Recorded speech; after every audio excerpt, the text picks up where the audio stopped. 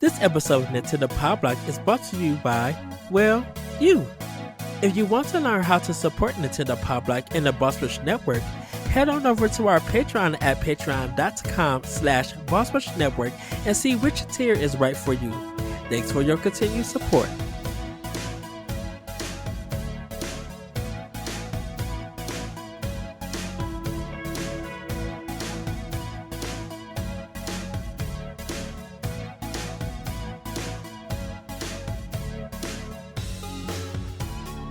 Hello everybody, welcome to Nintendo Pow Block here on Boss Rush Network. I'm your host and Latte Excited ADV. Joining me for this special edition of Pow Block, since our boss man is away for this episode, I got the poetic and pleasant Patrick from the Boss Rush Podcast, After Dark, and Video Game Book Club. Hello Patrick, hi, welcome to Pow Block. Hey, thanks Eddie. Now, you did say that the incriminating evidence you're holding against me is going to be destroyed at the end of this podcast, right? That was our agreement. I did not sign any contract. I don't know anything about any NDAs. Leave it at that. Pat, blink twice if you're being held against your will. And everybody, if you heard that lovely voice, you know it's the Doc Kukura, the one, the only, our alumni from Crossroads, Mr. Austin Campbell. Hello, Austin. Hey, welcome. How's it going? It's been too long. I haven't recorded anything in like a year. I don't think since Harry Potter it was like Harry Potter book club, right? Yeah, Harry Potter's book club was probably the last thing I recorded. So yeah, that's over. Been over a year ago. So yeah, I was very excited when I got the message from Ed. I was like, yes, I'll be there. I'm going to be there. Yes. Yeah, because me and Austin, everybody, Austin had a podcast and we had a good one. That was a good discussion. It goes just as every conversation me and Ed have, long and crazy. Yeah. So, but yeah, everybody, like I said, Corey is away. Also, it's been a while, since people heard from you, seen from you. What's been up? What's been going on? Oh man, I've just turned into and I don't know if we're doing video now. I don't know if this is I've turned into like a homeless vagabond, basically. I haven't been on podcasts. I haven't done any content creation. I've just been working and then playing a lot of games and just, I don't know, just doing whatever. So, but I've been listening to Pow Block, of course, every week since listening to the Boss Rush and After Dark. I'm always a fan. So, but as far as what I'm doing, I'm just kind of being me, honestly. I'm just kind of doing whatever I want to do. Awesome. And Patrick, what have you been up to? I know this is kind of like a debut for you since you've never been on Power Block. What's been up? Yeah, for like almost 4 to 5 years we've known each other. You have never invited me to Pow Block. Because you know what? I've never known your schedule. I know you've been doing a lot of stuff in your area. So that is true. I didn't know, like, do I reach out? Like I don't know how busy you are in life. Yeah. You know what? I make time for my video games, so we'll put it that way. But I'm doing all right. It's actually been a very crazy week here in Milwaukee. We just recently had the Republican National Convention. Oh, that crazy mess. Let me tell you, Milwaukee really did look like a fortress. It was interesting. They got all these like iron fences up and concrete barriers and checkpoints and snipers all over the rooftops, and it's kind of crazy. For a moment I thought they were actually building a cage to keep the people in there, but I wasn't going to go in there to find out because I thought that was a trap. So I mean, it could be a David Koresh type thing. It could be it could be they're trying to keep him in there. yeah, but other than that, it's been a relatively chill summer for the most part. Oh, nice. Well, I know for me, everybody know my journey with working, going to different stores and all of that. But I've actually kind of, just bearing this heat, just like, oh my goodness, it's been so hot in my Yes. era. And I've literally just went to like, so forgive me everybody, t-shirt and boxers like for bedtime because it's been so hot, like with no covers, just having the fan blown me, just like it feels like it's been like in the 90s or getting close to the hundreds at night. So definitely we've been looking forward to rain, but when it rains here, it rains for like 3 to 4 days, and whatever you don't get, Pat, we get. And, I and vice always versa. dismiss it because I'm like right at the north part of the storm. Like Mhm. it's like, oh, finally we're getting some storm, and then it just starts going south to you. And it's like, damn Yeah, it. yeah, because also you don't know, like I think a year or two, like Wisconsin had like a tornado, like or We've had several tornadoes this year. We had a tornado in February this year. Like really. our tornado record. We're pretty high on our tornado record this year. So why Yeah, has it not hit us? Are you sure? Like I thought I heard O'Hare just got a tornado like last week. If they did, it missed like the Gurney Okay. area, like literally it missed a lot of us because when I see it like raining and like Mhm. tornado uh alarms and stuff going off, I'd be like, everybody get prepared, and then just nothing happens. It's just a bunch of wind and rain. So Mhm. it's like nothing like really major. Like even our lights and stuff don't go out. It's like nothing happens. But sometimes I guess they get it sometimes in Chicago, like you said, O'Hare. Mhm. And I'm like, how the heck did it miss us? Did it go all the way around? Like I normally think they would come to Gurnee and go through like North Chicago and like Lake Forest and stuff. But no, it Mhm. just be missing us. I feel like the closer it gets to a lake, the weaker it gets. You have that lake effect that's like canceling it out almost. Mm-hmm. I feel that's you my know, guess, anyways. Just because in the city we don't typically get much in tornado weather. In Milwaukee, it's usually like 20 minutes out west is when the tornadoes start coming about. mhm. Mm. Well, and you are the Windy City, Ed, so it's just one big tornado all the time. I see. Hmm. That is true. Yes. Well, and the Twisters movie came out today, time of the Yeah, I want to recording see of that. this. So, uh, it's the sequel to Twister, right? Yep, mhm. technically. Okay. Happening in my state, Oklahoma. We just love our tornadoes here. It's my wife's favorite movie is Twister.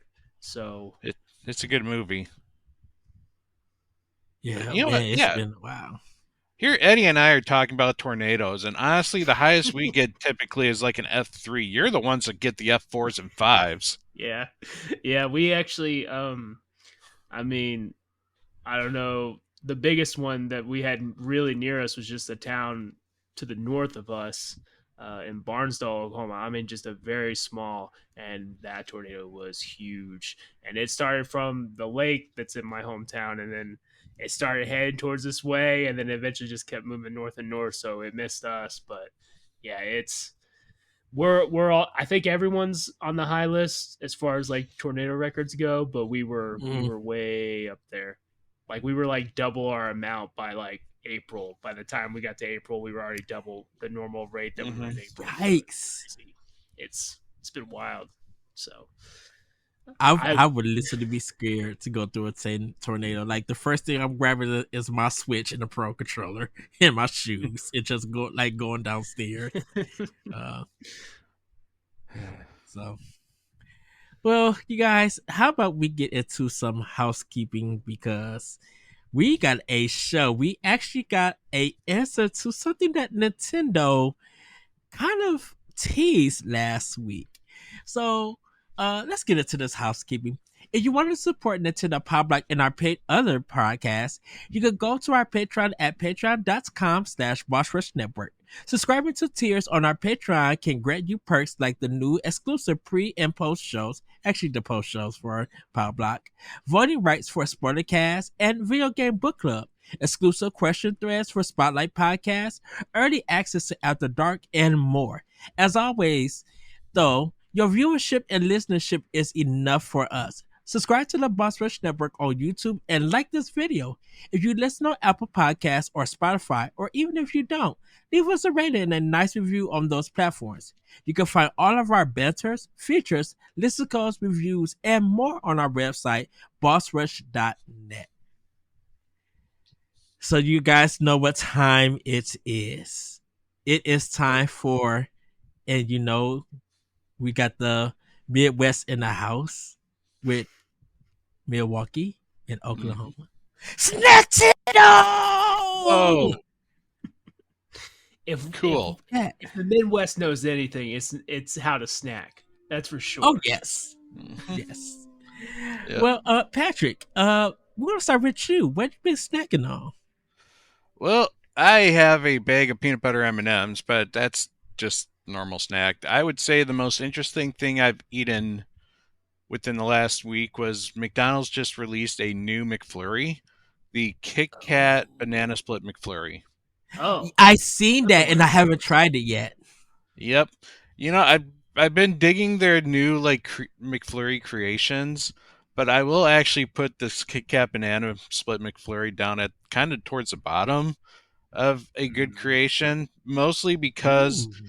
the Kit Kat and the strawberry banana crumble, they don't really complement each other. You're either tasting the Kit Kat or you're tasting the strawberry banana crumble. So it's like there's two different things going on in there, and they just don't complement each other. So it just tastes like a whole bunch of sweetness and candy inside the McFlurry. Yeah. How did you feel about the Grandma McFlurry? That's the one I thought you were going to talk about. No, I did have that one though, and I actually liked that one. See, Like I'm a that. big I thought it was- butterscotch fan. I thought it was okay. I think they're doing too much butterscotch in mine. Yeah. Like the caramel and the ice cream really went good, and I think if I got less of the butterscotch, it would be a little bit balanced. Yeah, and I kind of like the butterscotch, so that's more me.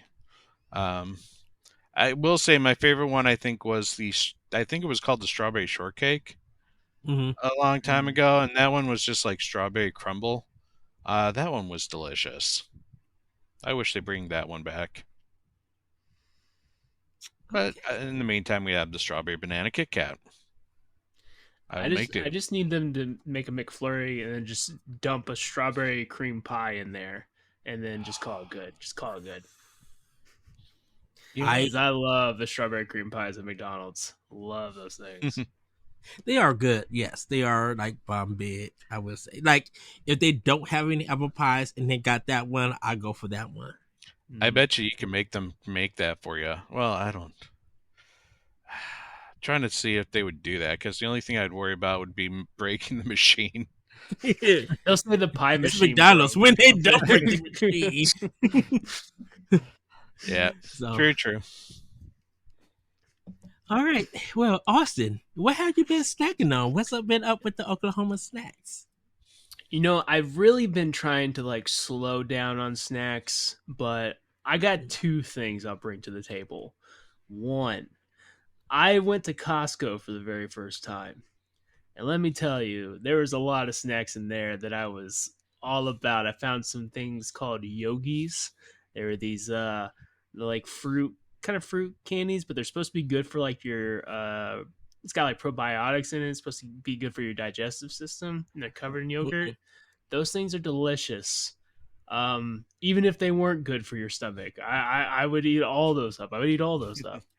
They also had these I'm a big lemon fan, and they have these lemon biscotti little pieces and stuff like that. and they're Ooh. very, very good, very good. Unfortunately, Costco, you have to buy them by the big bag, and so Yeah. now I'm like, oh, I don't need to be eating all of these, but I can't stop. I need a And the thing small about bag. and the thing about the spaghettis, they are so good. You do get addicted to them, and you got to be like, I Mhm. gotta stop. You just gotta stop. You can't do it. You can't keep going. But to bring the real Oklahoma representation, I have to bring something to the forefront. Ooh. I don't know if you all have Sonics in your area. They're kind of making their way around. They're getting more popular. So Sonic started in Oklahoma, Mm. and they've recently changed their fries to what they call groovy fries. And when I saw this, I was like, oh, they're just crinkle cut fries. That's all right, whatever you want to do. But let me tell you, these are the best crinkle cut fries I've ever had. They've Ooh. Whoa. upped the game. Their fry Culver's game. Culver's wants to have a word with you right Now now. I haven't been to Oh no, Culver's. no, I no, haven't been to no. Culver's. Okay, see, hold on before you even go, Oh because I'm no. about to put Culver's on blast. Because Oh no. Culver fries is not that good. It's Mm, crinkle. It mm. I they mean, they're not the best. Honestly, my favorite fry is Wendy's, but I could See, still go for some Culver's. now I do like Wendy's fries. I've heard of Culver's. I need to go to Missouri because that's the closest ones to me, so I can go try it. mm, Um, but these crinkle cut fries, they're well seasoned. They're not super thick, so it's not like a whole lot of like I don't like really thick fries because I feel yeah. like the outside is the best part of where all the flavor is. So if you get too much potato in there, it's but these fries, I'm telling you, I used to not think about. Listen, I grew up on Sonic. In my town, that was the only fast food place there was before there was McDonald's. We all have Sonics. So I've grown up on that. I never cared once about their fries. Their burgers are good, chicken's good, fries, whatever. It's not McDonald's fries, it's not Wendy's fries. But these groovy fries, I hope they're here to stay because these are the best crinkle cut fries I've ever had. I know there's a Sonics that is like a 45-minute drive for me, so I Mm. may have to go there and taste it. I'll probably do it Tuesday. Um, I I might have the recommend states it. only Sonics in my neighborhood, so Oh wow. I recommend them. I recommend the groovy fries. I mean, Sonic, Sonic's good. That's something I grew up on, but these fries definitely like actually make me want to go back to Sonic more often than I would normally would. So I highly recommend them. we actually were having a fry discussion at which I'll get to when I get to my Snacktendo, at our local sub place, and my sister and the owner of Lino, this place called Lino's, we were talking about who had the best fries and stuff, and I was just like, man, Checkers slash Rallies probably got Those the are good best fries seasoned as well. fries. Denny's got some good seasoned fries. Denny's. Um, oh, Hmm. Denny's seasoned fries. Who? Some anointings right there. Hmm. I haven't been to Some a good Denny's in a long anointings. time. Yeah, they. Uh, Denny's is a low key good place. It's a low key spot, like really late at night, and it's not so much like when you leave in the club kind of thing, but like if you got a bunch of friends and you go in and they're empty, most likely what's going to happen is you're going to have a good time, like eating and talking and stuff, not so much playing around, and then unexpectedly it's going to get packed. Like sometimes when you and some friends go to an empty Denny's, it start getting packed and they start getting busy, and it's just like a good vibe to see all these different customers come in into Denny's. But they season fries, yeah, bomb bed. Between IHOP, Waffle House, and Denny's, like what's the most popular one in your area? Not like by like who everyone's favorite is, but like who has the most restaurants in your area? Because for us, it's Waffle House. Like that's the one where there's Waffle Houses everywhere. So for me, in my area we only have IHOP because Mm. everything else is local restaurants. So Right. one of the best kind of like local spots is a place called Chuck Wagon, and they do like just like breakfast, like everything is like straight homemade. Their pancakes are like homemade and everything, and it's like one of you literally have to get there early just to get a parking space because it's a big place and everything, but once they open, they get packed right away. Mm. Yeah, ours is a mix of IHOPs and some Denny's. We don't have any Waffle Houses up here. Mhm. I wondered because I know Waffle House is more of a southern type thing. The Mhm. more you south you go, you more Waffle Houses as you see. The more Yeah. fights there are. So I don't see it. So I went to a Waffle House on my way to Kentucky a couple of years ago, and it's a really cool place. I didn't get to taste their waffles or anything, but their grits would be the bomb big. I hear like Waffle House grits. It's just like nowhere you could get that kind of taste. But I never seen any fighting at a Waffle House, I've never either. like live, I'll be I should honest, say. I've never seen one either. I've definitely seen them online, but I've never seen one in person. I'm not the type of person that goes to Waffle House at 2 a.m. though. Just that's not a scheduled thing for me. Now, if we had Ponderosa, like a buffet kind of place, then I could probably see a fight, like Golden Corral. Mm. I miss Man. Ponderosa. I miss just buffets. Period. I saw something the other day that Pizza Hut's bringing their buffet back. I was I've like, heard that rumor. "What?" I'd be ready. I'll be ready. I think for they're Pizza trying to Hut get buffet. people into their Pizza Huts because Pizza Hut's been empty for years, like ever since they like Honestly, downsized.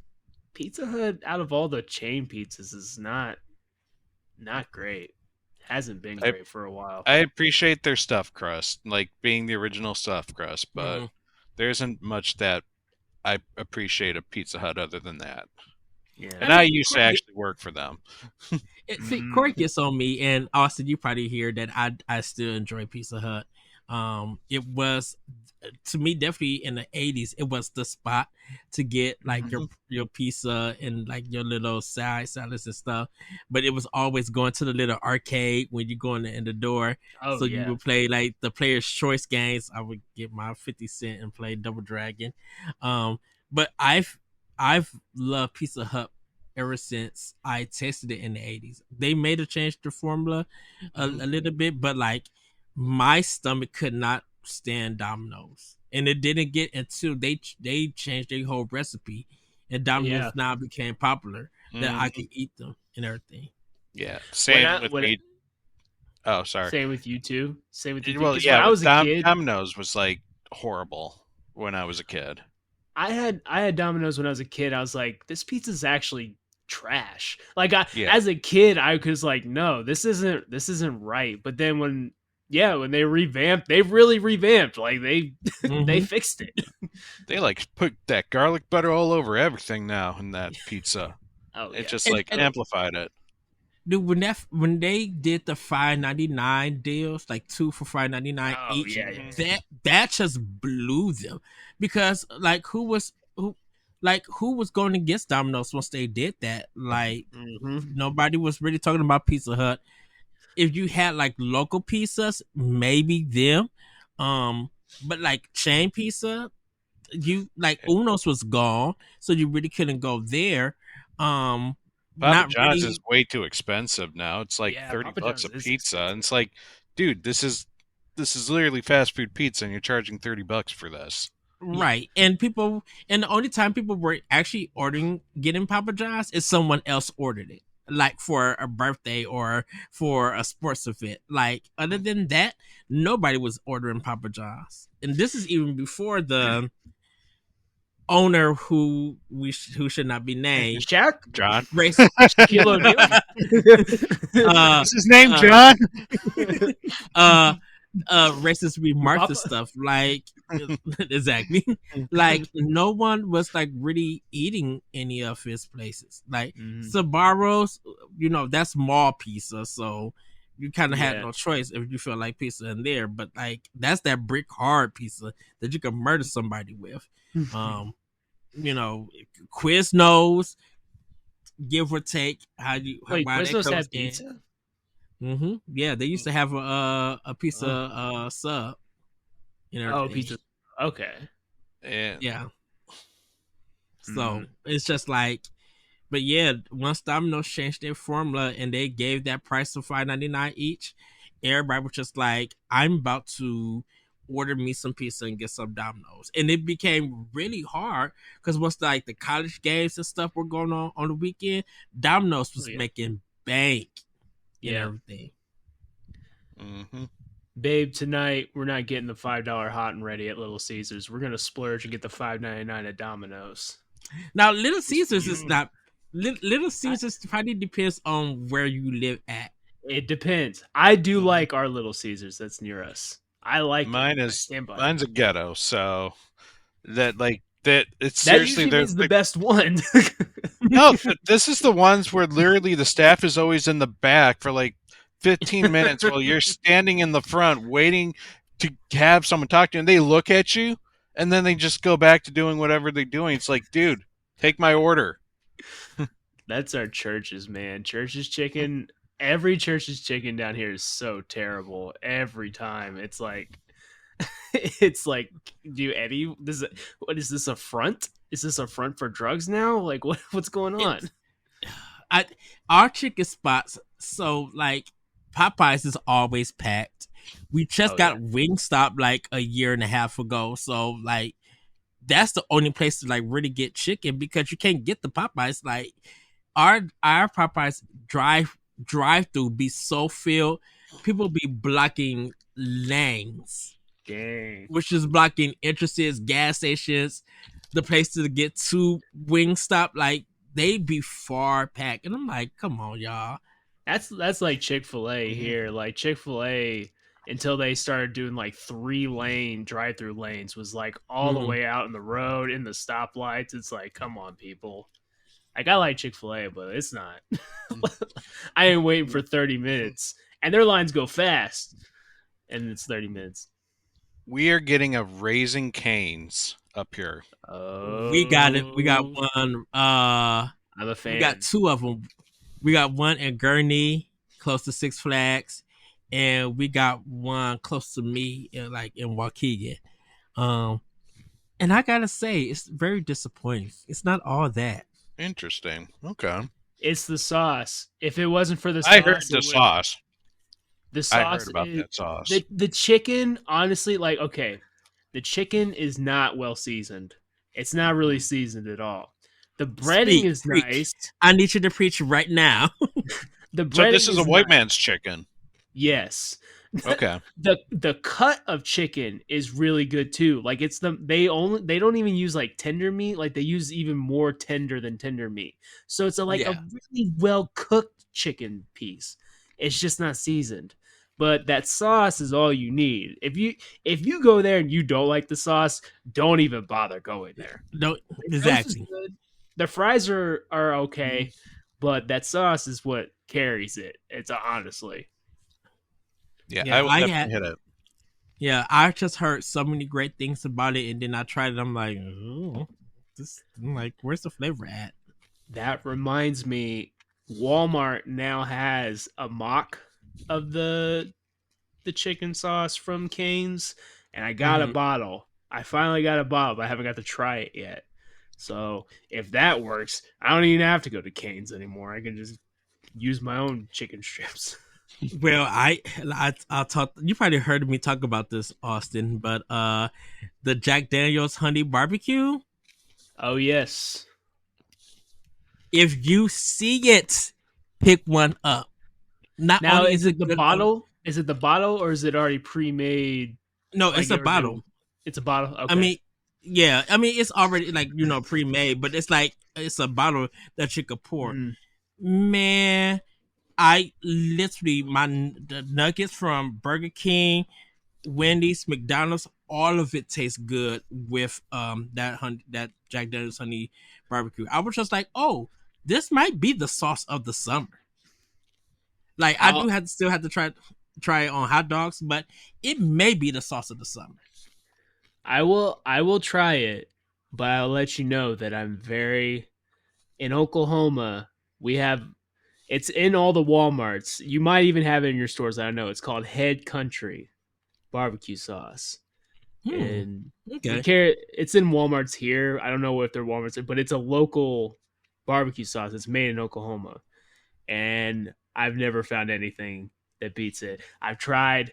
Logan brought like a whole bunch of barbecue sauces from Kansas City. He's like, these will be better, and you won't even be able to tell the difference. I'm like, okay, and I said, that's Head Country. I know what that is. That's the one I want. So if you have it at Walmart, Head Country, try it. But I'll look out for this Jack Daniels.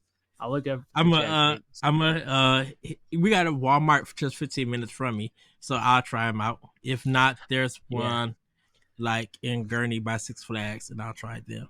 Yeah, I don't know if Head Country's gotten big enough around the states yet. I don't know if it's one of those things where it's like just carried in the local Walmarts because it's so popular here, or if it's finally branched out. I don't know. I'll probably look them. If they got a website, send me the link, and if I could order like a bottle, I'll have it ordered.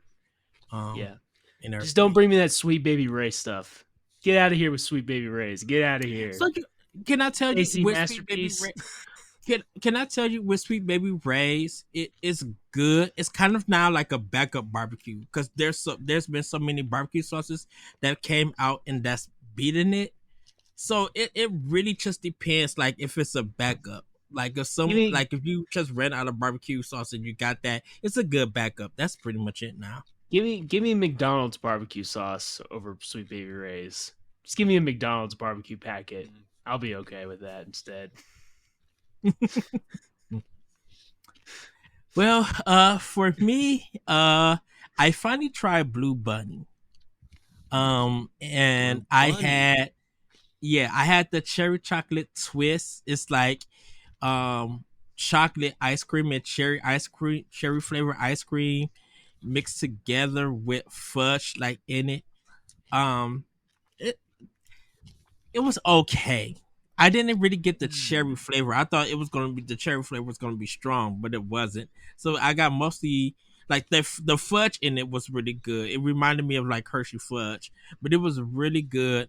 With the fudge, I had their chocolate vanilla, which was also good with the fudge and stuff. They got some other flavors I gotta try, but Pat might know this phrase, and everybody could guess what it is. Blue Bunny will cleanse your soul. Huh. Interesting. And when I'm talking about cleanse, it goes right through you. It cleanse, cleansing. You're getting rid of some demons there.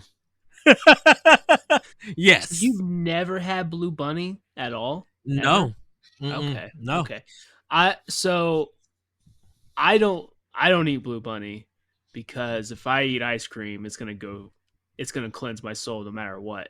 So I only get really, really good. I pay extra for the good stuff because if I'm gonna make my stomach hurt, I gotta get the good stuff.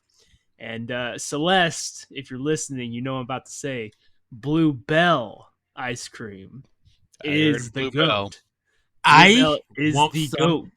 I want some so bad. I know we've talked about it, and I'm afraid because the thing about it is they don't sell it here, and I know I could order it, but I'm afraid how that would come because it's just like that works. Yeah, it's just like because there was like a fudge chocolate cake flavor that she talked about. I'm like, and then they had a banana kind.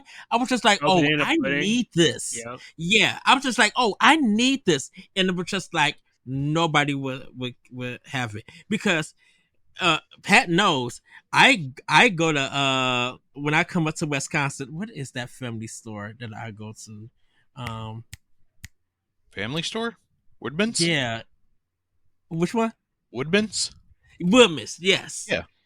Now, Woodman's is my spot. Like, And y'all know how much when it comes to like trying new sweets, new drinks, anything, I always go to Woodman's and everything. Good sushi too. But like I've been when it comes to some of their ice creams, I've been trying all the local Wisconsin ice creams, and they've been really good.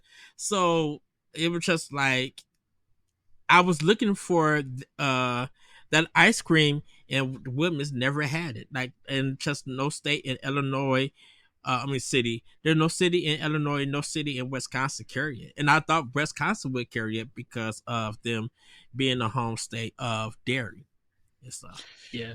I don't know. I'm just checking the internet. I show dollar storable places might have this. Yeah. Sorry, Dollar General. Dollar General? Yeah. Yeah, that's a possibility too.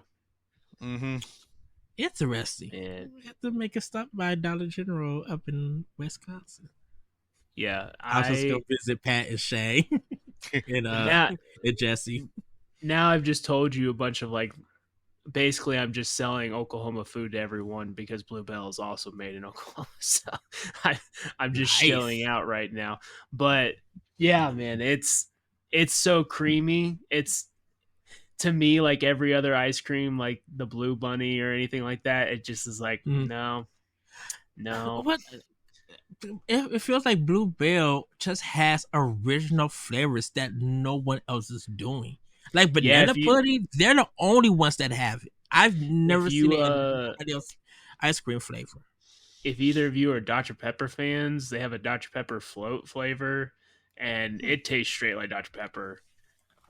Which I'm not a huge Dr. Pepper person, but it straight up tastes like it. And there's the A&W root beer float. There's Cookie Two Step, which is Oreos and chocolate chip cookie dough in it. There's Christmas Cookie, which is a personal favorite of mine. Oh man, it's Blackberry Cobbler, another one. Yo, I think Celeste talked about that one. Yeah, that sounds good. Yes, oh man, y'all just gotta come. Float. Ed, just come to Oklahoma. My fridge is open. My fridge door is always open to you. I feel like if I come, I'm gonna end up staying there. I'm like, dang, I gotta get back to Illinois, but I can't drive. I can't drive because I'm so stuck. I'm still stuck. I'm gonna roll out this car. But yeah, so I tried Blue Bunny. I'd say Blue Bunny. And also my sub place Lino's. I had like just a regular ham and cheese. But when man, have y'all ever had a sub, and whether it's local or wherever every place that you get it, that you just finish your sub, even if it's half and you put the rest in the refrigerator, and somehow you just black out sleep, like you like, that was good, and then realize that it's like 6 o'clock at night and you ate your sub like at 1:30 in the afternoon. The first thing is I never just eat half a sub. I always get the whole foot long. I always finish it. So I already can't relate to you on that premise alone. But yes, the bread will make you sleepy. I'll get passed out.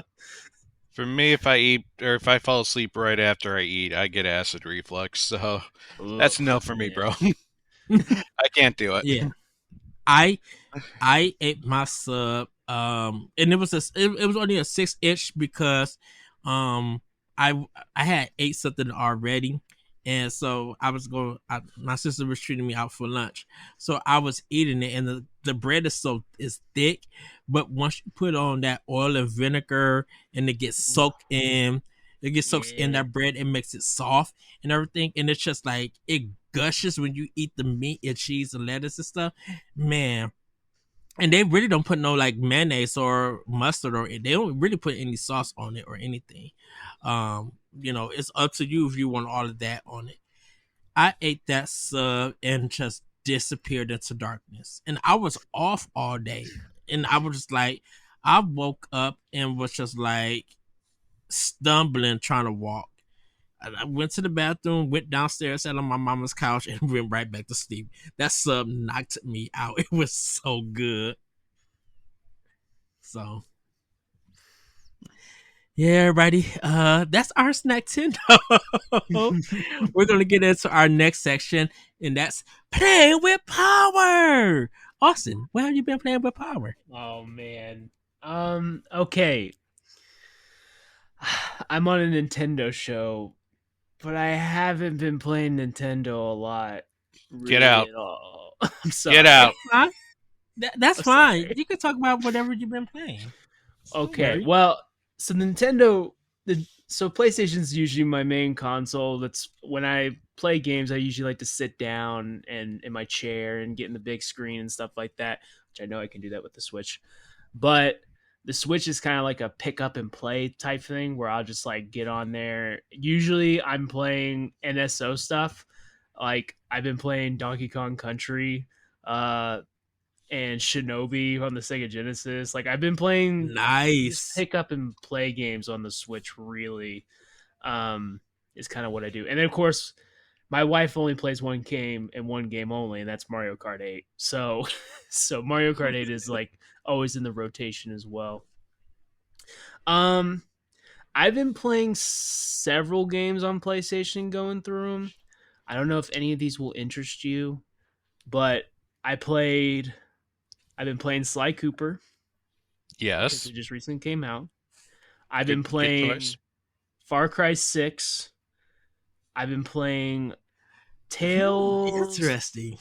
Tale of Zenkaru. Am I saying that right? Zenkaru?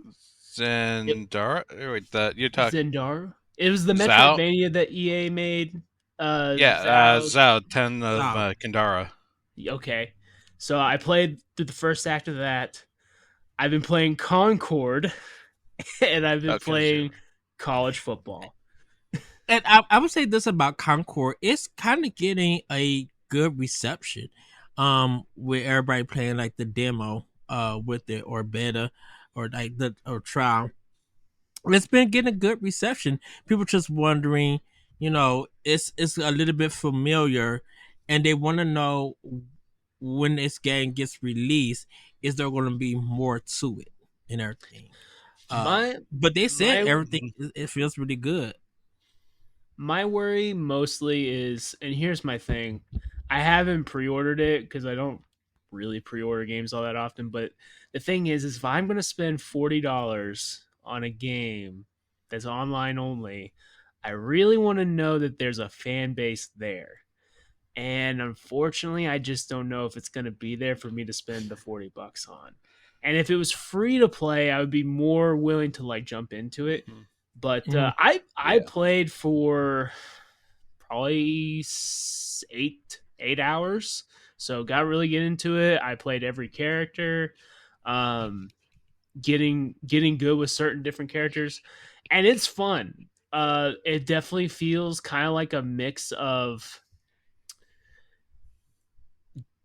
Destiny like movement and then like Halo, like in Halo when there's like different guns, you're it's not like Call of Duty where it's like you see the first person, you see a person, shoot a person, move on to the next person. Halo, you have like, okay, if I do this or if I jump up here and do this, like you're kind of, you have a little more strategy involved than just aim and shoot. That's kind of what I get from Concord. It's definitely better if you play as a team. Not everybody understands that. People are playing it like Call of Duty. It's not. You gotta play it like Overwatch. The mode I played was just team deathmatch because that's all they had at that point. And then like it's kind of like kill confirmed. It's called trophy hunt in this one, where you have to actually pick up the dog tags of the person you killed to get the point. So, and if you go on by yourself, you will get smoked. If you are 5-on-5 and one person drops out and it's 4-on-5, it's very difficult to win with a 4-person team. It's really difficult to win with a 3-person team. That only happened once on mine. So it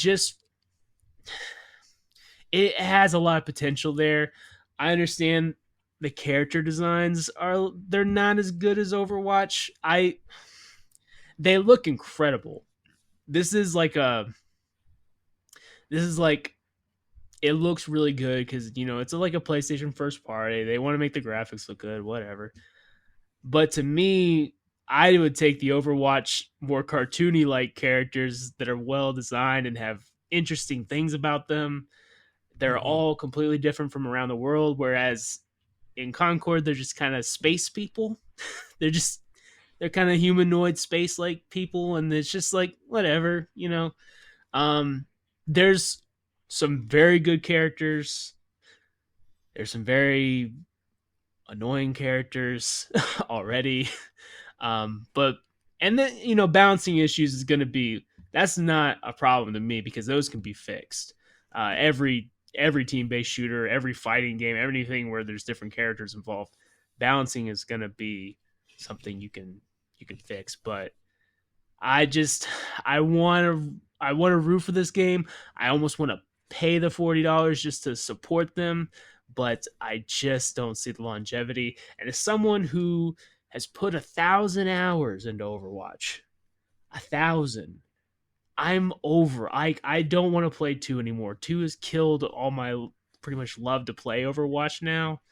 That I'm looking for a new team-based shooter, and if Marvel Rivals is good and it's free to play and it has characters that everyone already loves, that's probably going to win out. Valorant's already got a fan base, and on PC, so when it comes to console, there's going to be people jumping in. And as far as I know, that's free to play as well. So that'll probably win out. I don't know. I feel like the win here is Concord needs to give it to all PS Plus members for free and refund the people that have already paid the $40 and just start doing battle passes like everybody else. I hate to admit it, but you got to do it. I have a question for you guys after just hearing this, because this just came to my mind. Who do you think is leading like a multiplayer team battle kind of game out of these three? Halo from Microsoft, Splatoon from Nintendo, or it I probably have to say Destiny now since Sony owns them, because I wanted to say SOCOM, but they don't make them no more. And the only kind of like team-based kind of shooting game is, for right now, even though it's Bungie, it's going to be Halo for Sony. Who do you think is leading out of those three? Destiny. Yeah. I mean, Destiny's definitely the winner on that one, especially with the recent news on Halo. It seems like Halo's kind of dying in popularity. Splatoon is not my type of game. I think that's totally different, in my opinion, as far as that goes. But I know it's got its audience, but that's not the same type of game to me. Destiny is a way different play style than Splatoon is, and I think it offers a lot more variety than what Splatoon offers. So I would think Destiny. Also, Destiny has like a 10-year streak going on with its one game, so it's also got the following. But based on what Corey and what I've heard other Destiny players say, Destiny doesn't care about PvP stuff. So if you're asking for PvP, it might actually be Splatoon. I don't know. I don't know what the Splatoon fan base feels like. I know Halo fan base is struggling, and the Destiny PvP fan base has basically just been screwed for a while. Yeah, and I think the reason why I brought this question up is because like no one would ever think that Nintendo would get into like team-based shooting or that kind of style of game with Splatoon. It was a worrisome IP when it first started, but then they sold millions of it on the Wii U, and it rose to being one of the biggest shooters for Nintendo, I should say. And I think people couldn't get the grasp of it at first, to be like, it's not about shooting your other teammates. It's about covering areas with your ink. and it's just like, yeah, it's 3 minutes rounds, but people realize that when you get into the groove of it and you're mixing with different people around the world, it's kind of a different experience every time you play. So it's kind of like there's something fresh about it, and I think people didn't grasp that. Where it wasn't about how many times I'm going to get rid of this player for them to come back. Oh, why did we lose? Well, that team covered most of the ground with their ink, so they won by the percentage of ink and not how many people they took out the game. Yeah, it's just, I don't know. It's different. You could just play Power Wash Simulator though. Hell yeah. So, all right, okay, yeah. And speaking of Sly Cooper, it's good that you brought that up, Austin, because a lot of people have been playing it. It's one of those games that people, when it first came out, didn't really give it its props, but somehow it's having like a renaissance now, and people are giving it a try, and they're like really enjoying it. What sucks is Sly 1 is the worst one too. Yeah. Like, I would love them to bring Sly 2 over so people can actually experience what a really good Sly Cooper game is. I think we're going to get it, though. I think we I really hope are. so. I grew up on Ratchet and Clank and Sly Cooper. I am a PlayStation kid. That's what I grew up on. So having Sly Cooper and a college football game that I haven't had since I graduated high school come out in the same time period. I'm living my childhood life right now with these two games. So it's I was going full steam on Far Cry 6, and then these two games just is taking over, and I don't even know if I'll get back to it, to be honest.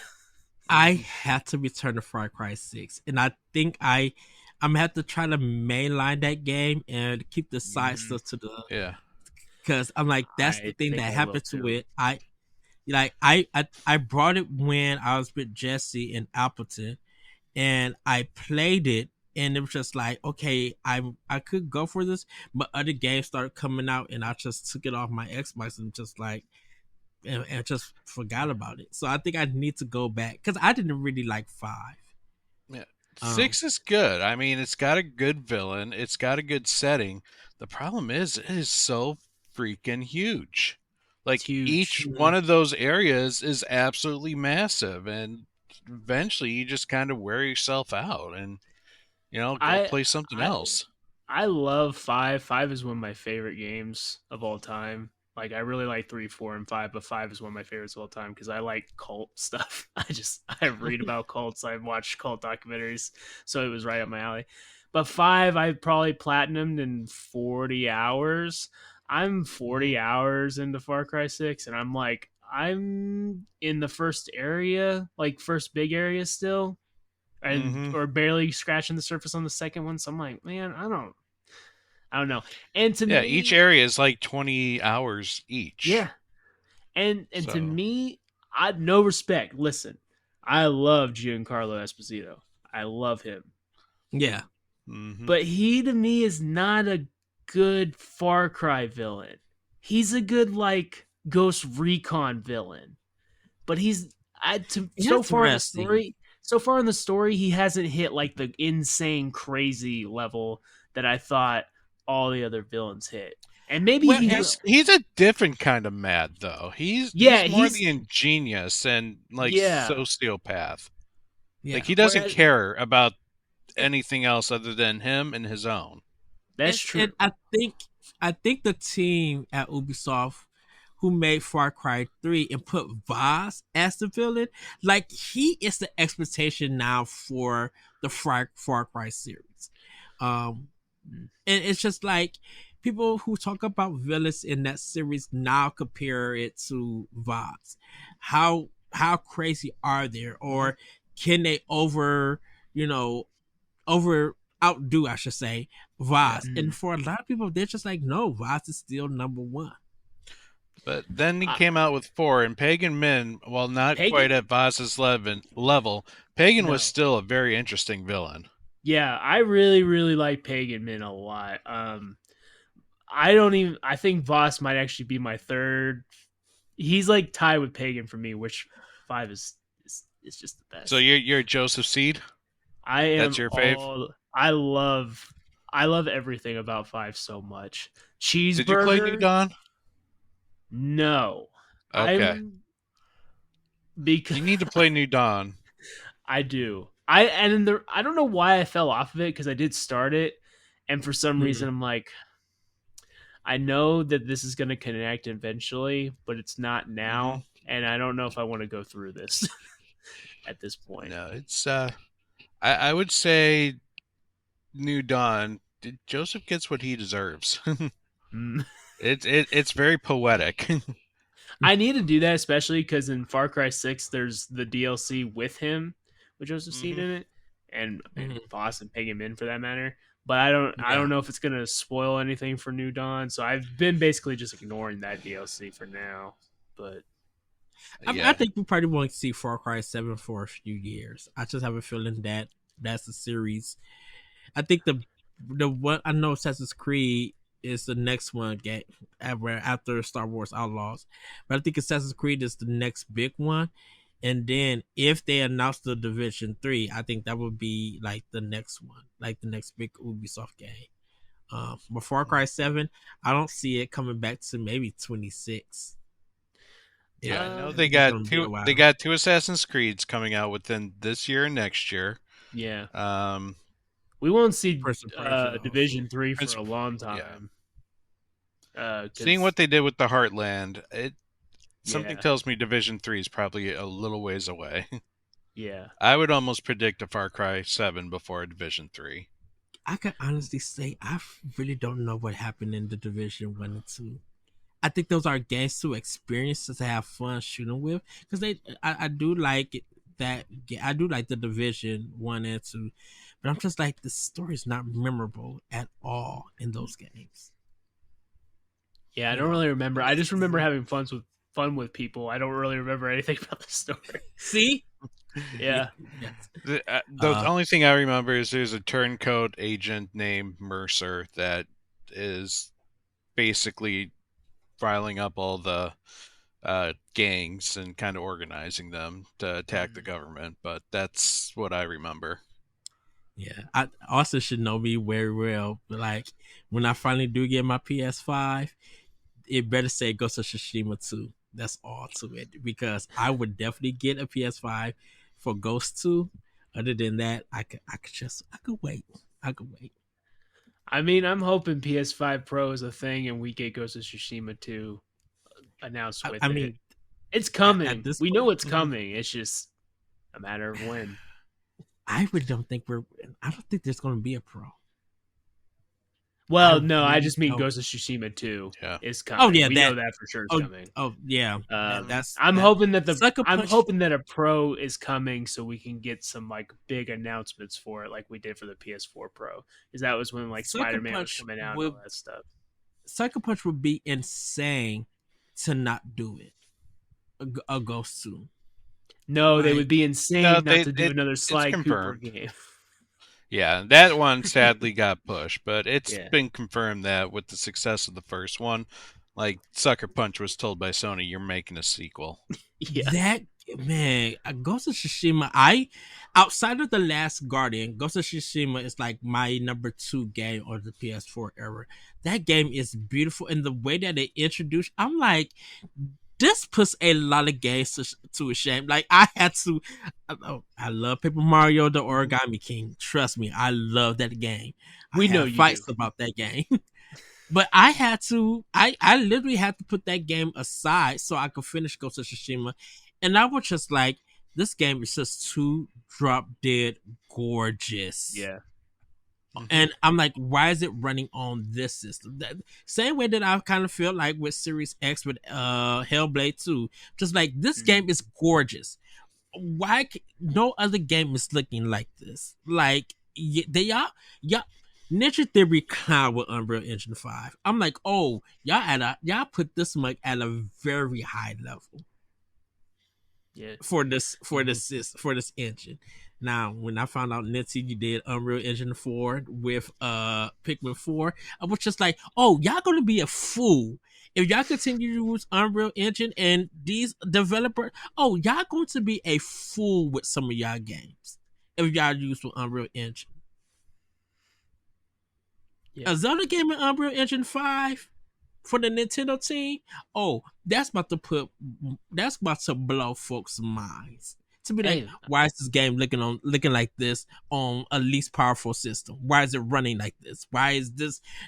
Yeah, don't I count like Nintendo to see out it. with Unreal Engine 5 or Unreal Engine. I'd like to see it. I really would. Anyway, Still waiting that's for what that I've been Ocarina of playing. Time Unreal. I want to know what y'all have been playing. Yeah, Pat, what have you been playing with Power? Well, I got a lot of games, but the ones I decided to stick with for tonight is I just recently picked up the indie title Bow, Path of the Teal Lotus. It is a Metroidvania in the same lines as a Hollow Knight, mixed in with some Messenger. Actually, it's got a lot of the Messenger in it. Oh Uh, yeah. because this game features a hit and reset mechanic. So if you jump and you hit something, you can now jump or dash again and hit something, and you can keep repeating this cycle. So kind of like bouncing off of lanterns or just bouncing off of bad guys. It becomes part of the game's traversal as well. It's one of the better ways to battle. You're a lot slower on the ground versus being in the air when you're fighting bad guys. But this game is absolutely gorgeous. Picture a 2D Akami game. Like, it's got that Japanese watercolor scroll background with like effects going on, and it is absolutely gorgeous. Like, you want a pretty game. This here is a very pretty game. Unfortunately, like a rose, it has its thorns because this game is also a very challenging game. The platforming is very precise. It doesn't really give you a whole lot of like chances to screw up on, and you got to pick it up very quickly. The whole slash and reset system that it has. But if you're able to do that and get off kind of the island that you start off of and into the mainland, like the game really opens up. It's like I said, this game's beautiful. Some of Very these pretty. It's only screenshots on I'm looking PC, at. right? No, it's PlayStation 5 as well. I thought it was supposed to be for Switch, but I might have not read that right. Yeah, yeah. On the platforms, I don't know what it came out for. I know PC was Yep. the one that everybody was talking about, like reviews and stuff.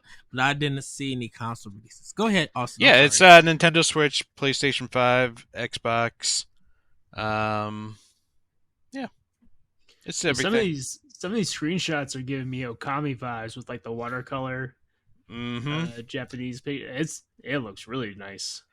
Yep. No, it like I said, it is a beautiful game. And what's cool is it also dives into some of the lore, some of the kind of Japanese lore and the yokais that are typically kind of famous in Japan for. But it is gorgeous, but it is a hard game. I just want to point that out there. But I am enjoying it so far. Yeah, they was just How- like, you gotta really know your parries in this game.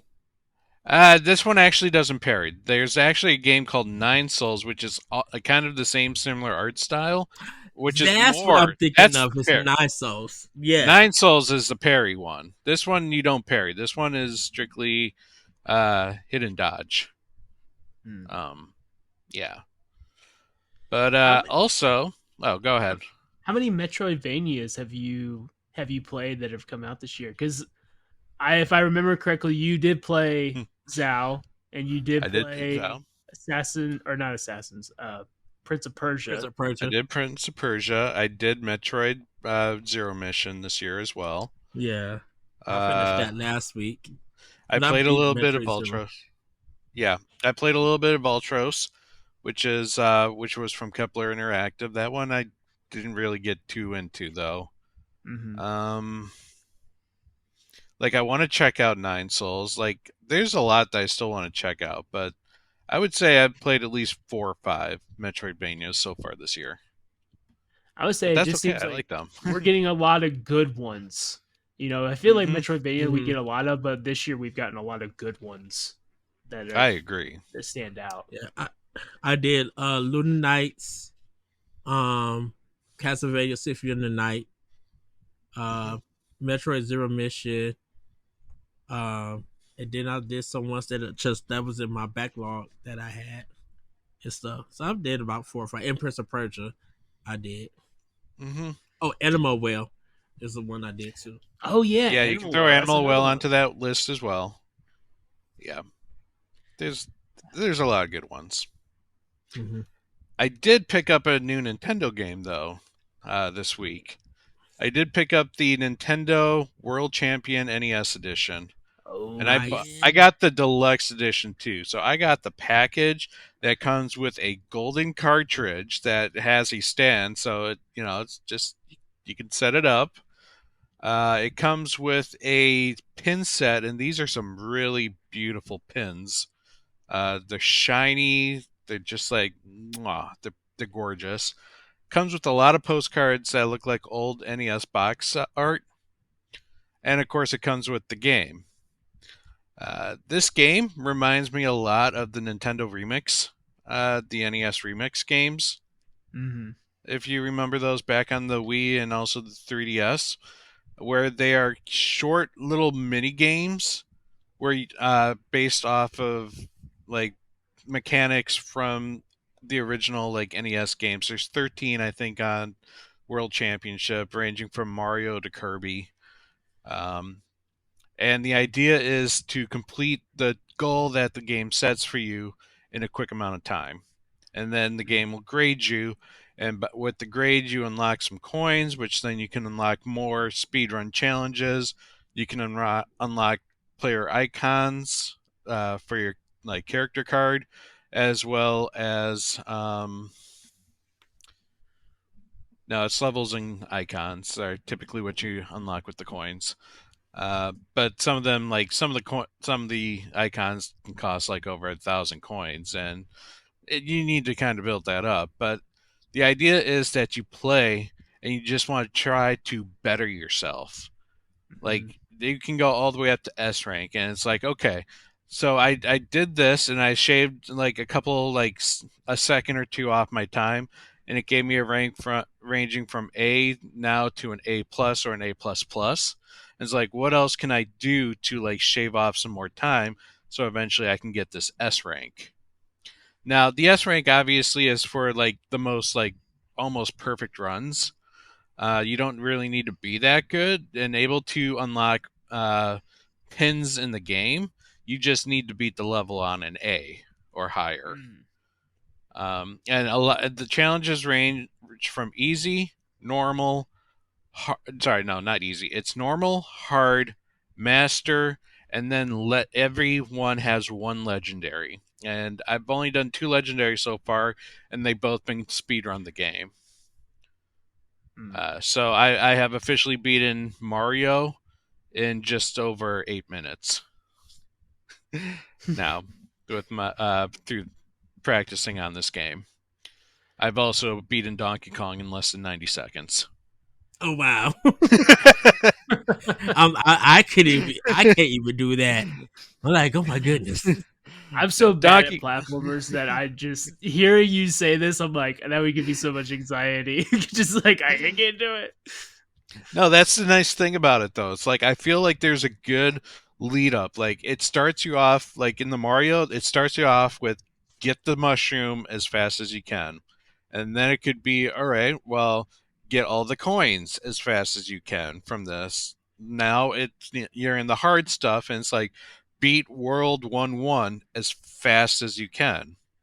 And eventually then you get to that legendary, and it's cool because they give you what they called confidential information, which when you click on it, it looks like something you'd see out of an old NES instruction booklet. Like it's Mhm. got the old character art and kind of like little screenshots with arrows pointing. Now, here's the hint here. Focus this and move over here and jump into this warp tube. Like it shows you the path by path of Mm. how to beat Super Mario in 8 levels, as well as where Wow. like the you know what are kind of like the techniques you need to like shave, like to shave off some time. That was in the Donkey Kong one. Like I remember specifically a hint saying in Donkey Kong you don't have to be directly on the ladder to climb up it. If you're like within like a half to like 2/3 into the ladder and already pushing up, you save time by starting to climb. Mm. So it kind of gives you those nice little hints. But then, of course, like I said, it's always about unlocking those pins. Those pins are gorgeous in this game. It's like an achievement, I guess. But that's just a single player portion. Obviously, what the game wants you to do is it wants you to try their World Championship mode and their survival mode. World Championship mode is where they will give you like 5 levels to play, and you want to post your best score possible in these 5 levels. And then after, I think in this case, after the 23rd or the 22nd at like 4 a.m. in the morning, the game is going to look at all those scores and it's going to rank everyone. It's going to basically rank you by Oh. your score and your in your age group, and you can actually earn a pin if you're in the top 20%.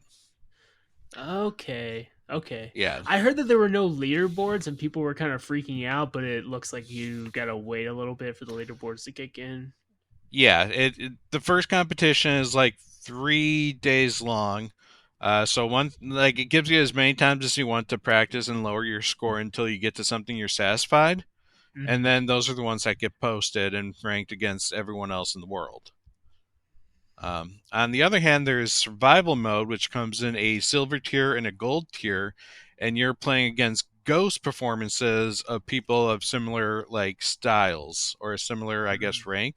Or I'm not even sure how they pull it, but you're playing against ghost data, and Mm-hmm. your goal is it pits you against like 7 other players, and you have 3 games to play.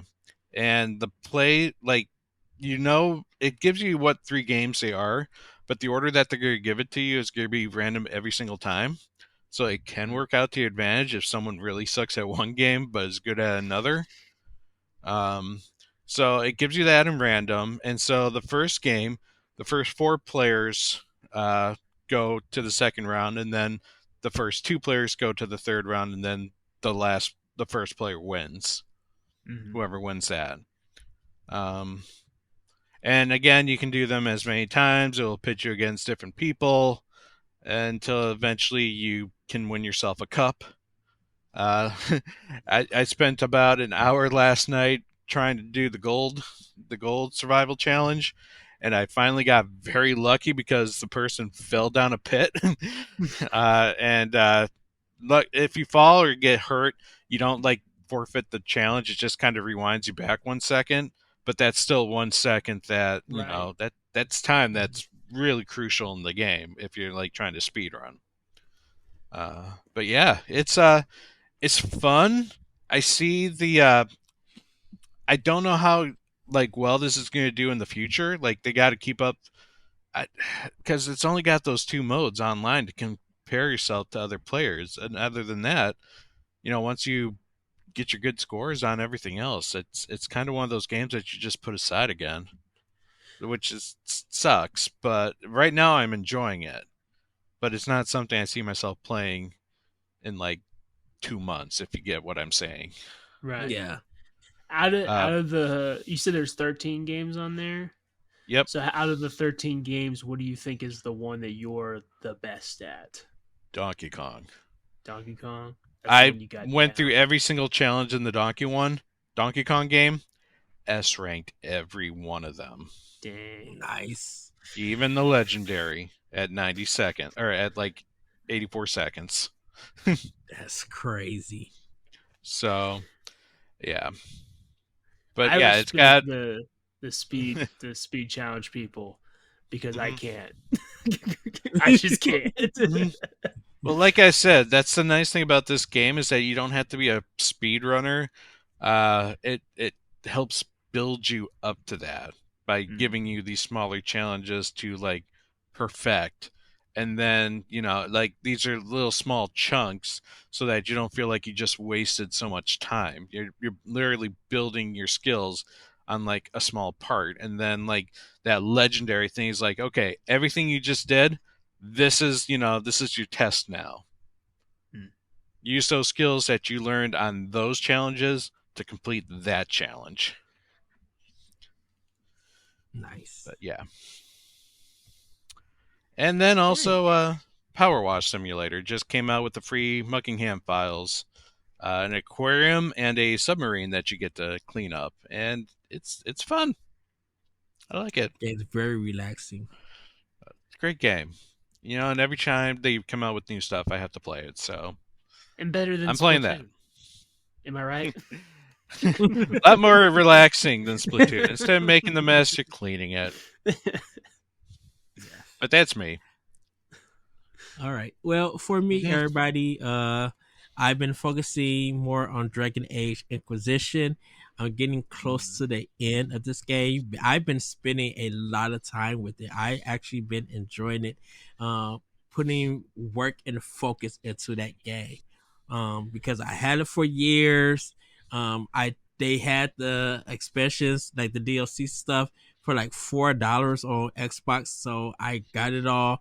I actually got the copy of the game for Xbox physically when Toys R Us was going out of business. Man, I was snagging games from Toys R Us when we were going out of business. I was just like, I'm not paying for nothing.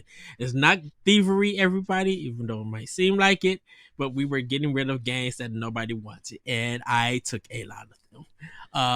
One of the best cover arts for a game, by the way. I love Dragon Age Inquisition's cover art. I love how that like thing just forms actually into like a dragon. Like the whole like void ray is actually like, if you just back out and look at it a second, it's actually in a form of a dragon. Yeah, it's sick. I love it. Yeah, so I can't wait for Veilguard to come out. Which they did mention that in Dragon Age Inquisition, the Veilguard. I was just like, oh yeah.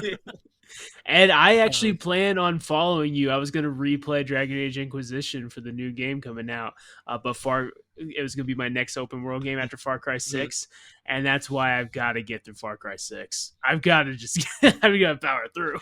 Yeah, Austin. So, Austin. So I been playing Dragon Age and Inquisition and been learning that game inside out. And shout out to my friend Rick.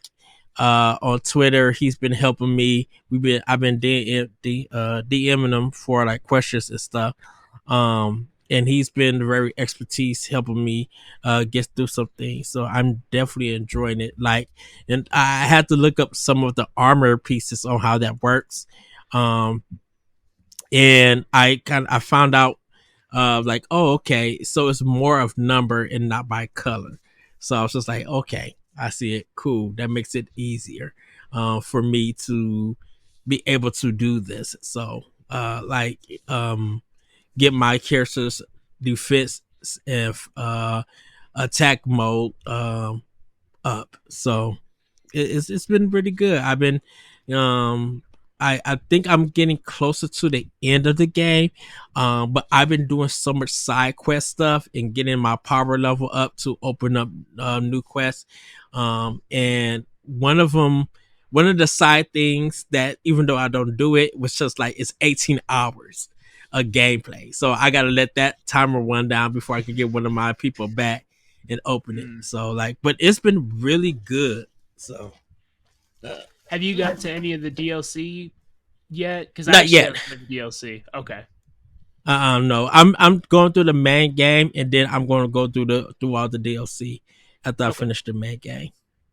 So, I'm super excited because, man, that demo for that presentation for Veilguard got me hyped. I'm like, this looks up my alley when it comes to the fighting, because I'm playing as a mage, a Quinari. I'm playing as a mage, but with the fighting looking more fast in this one, I think I'm going to go like with Warrior with this one. So I'm super excited with that. Last game I'm going to talk about, I finished Coffee Talk 2. Coffee Talk episode 2, Hibiscus and Butterfly. I gotta say, I think I enjoyed this one better than the first game. Wow. And everything. And y'all really talked about the first one. Yes, we did. Winona, I think it's her name. She's like this banshee who wants to be a soprano. Man, I felt her story. Like, she became one of my favorite characters in this game, and it really pulls a lot from a lot of experiences of like real world things. And I was just like, I was so captivated by everybody's story and stuff. But it kind of felt like at times that some of the characters from the first game, they kind of popped up but then left and were gone for most of the game. Like, the only one who was really from the first game that was in this one is Officer Georgie or Horgie.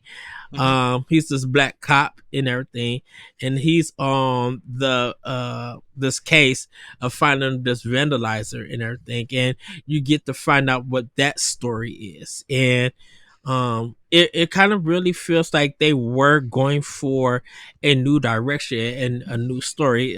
So shout out to Toge Productions. I can't wait to see them. Hopefully I think they're going to be at PAX West. Hopefully they are. They will so be. In fact, the CEO is going to be there. So ooh.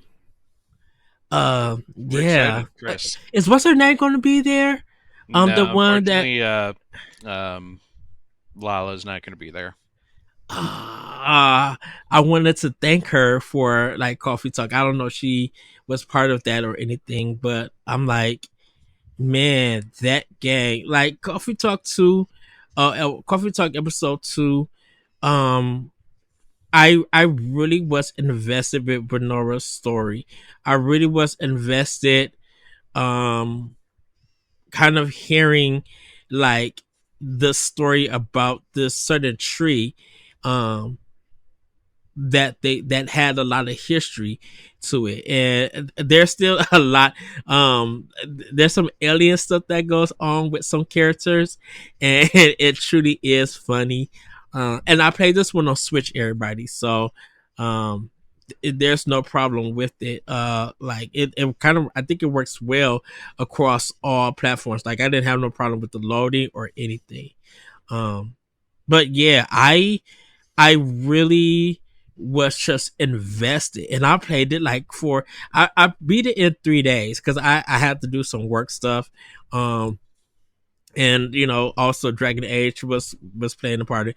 But like, I beat it in the weekend, and I was going through the stories and just like, man, there's still a lot I could do just to get like the perfect ending and stuff, or 100% in completing this game. But I was just like, man, this, and I'm not so worried about making the coffee and everything. It really is about the story. It really is about the narrative in this game, and it's just so much stronger. And it kind of gave me the feel of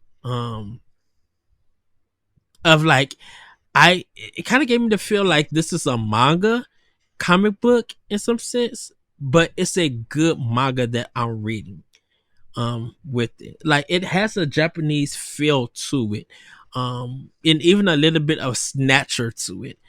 There's just like this kind of vibe of of being in Seattle, people coming in to talk about their problems and stuff, and you're just invested in where the story goes and stuff. Like, it's really good. So I definitely recommend Coffee Talk episode 2, Hibiscus and Butterfly.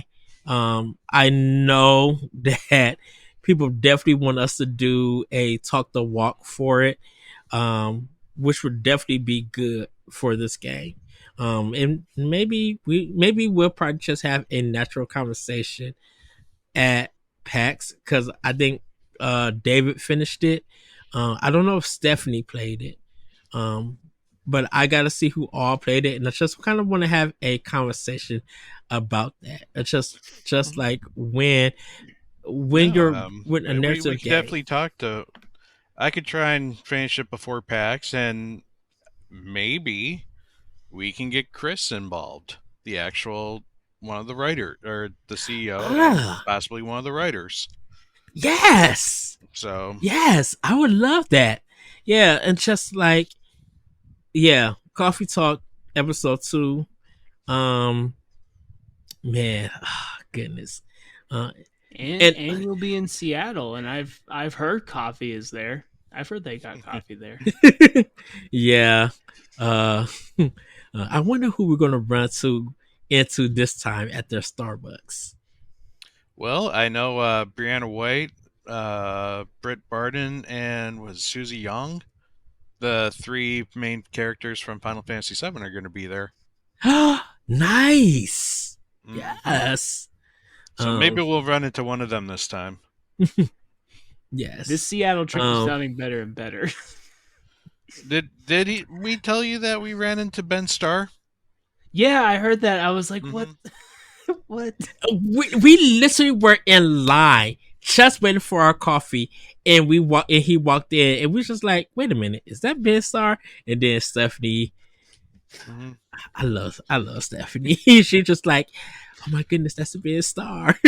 And Hmm. he started talking to a couple of people, and they stopped talking, and the whole Boss Rush crew just came in, Oh. like all seven of us and everything. And he is such a humble and awesome person. And when he said, I don't take things serious, I love making an idiot out of myself. I love being dumb about stuff.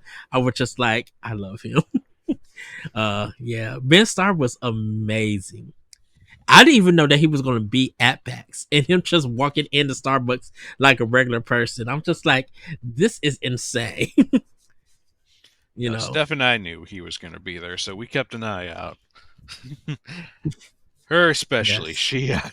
she eagle-eyed him and is like, Pat, is that him? That's him. So then, I made sure to get behind him, and once he was done talking to the people he was talking to, I introduced us or him to, the Boss Rush crew. So, Yeah.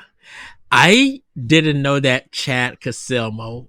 He used to be one of the writers and journalists at Destructoid. He then worked for Nintendo. Now he's at Square Enix. I didn't know that he was there doing Dawn Trail. If he was there and I would have saw him, I definitely would have went up to him and said hi. Because I love Chad. He's just literally amazing, and everything. And if he's there at PAX, hopefully I get a chance to say hi to him.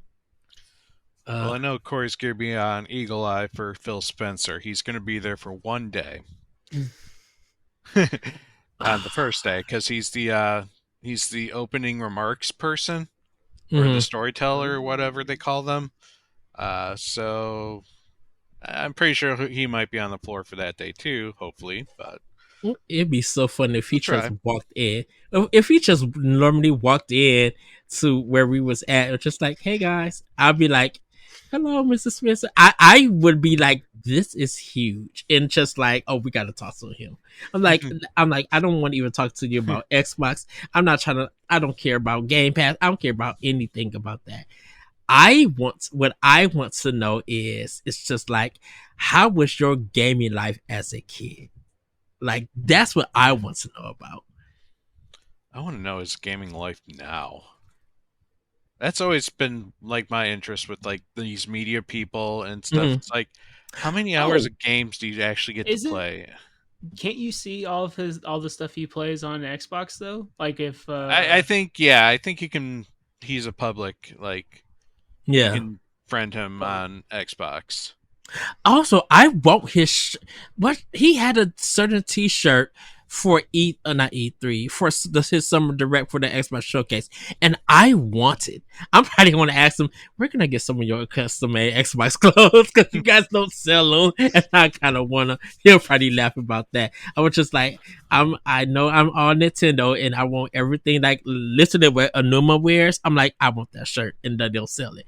I was just like, I wonder for Xbox, where can I get these shirts at? Because they're so cool. Like some of the Xbox fashion is really dope, and I'm just like, I need to order this. I want it. You know what's funny is I can picture this like a nice or a hockey player getting off the ice and walking to the locker room, like where they run into that kid and then they just like take off their jersey and give it to them. I could just picture that with Phil, just Eddie being like, "I want that shirt," and Phil just takes it off his sweaty back and gives it to He's I was probably just gonna like, have. He's probably gonna have some like Eternal Odyssey shirt on, like kind of like hinting at, oh yeah, we're gonna get a new game. he's and then, already know if he already know that I'm just like, you know what? We just need a remake of Lost Odyssey or a sequel. I don't care who you will have to work with to get it done.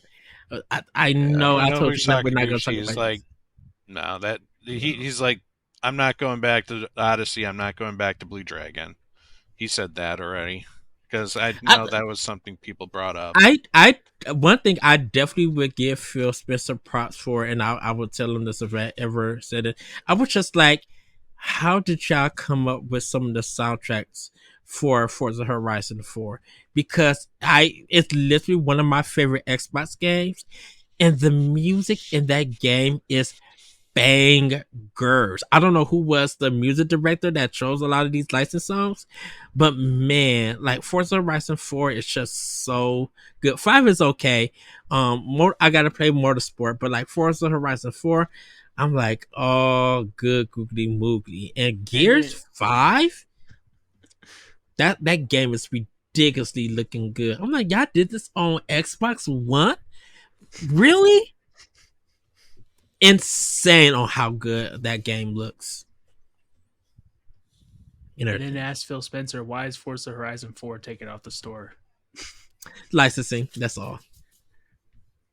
Just say you picked that music, get the license back up. Pick it again. So, and definitely I would ask them. I'm just like, thank you for working with Nintendo. It's just having I really would just tell them, like, thank you just having a good relationship with Nintendo.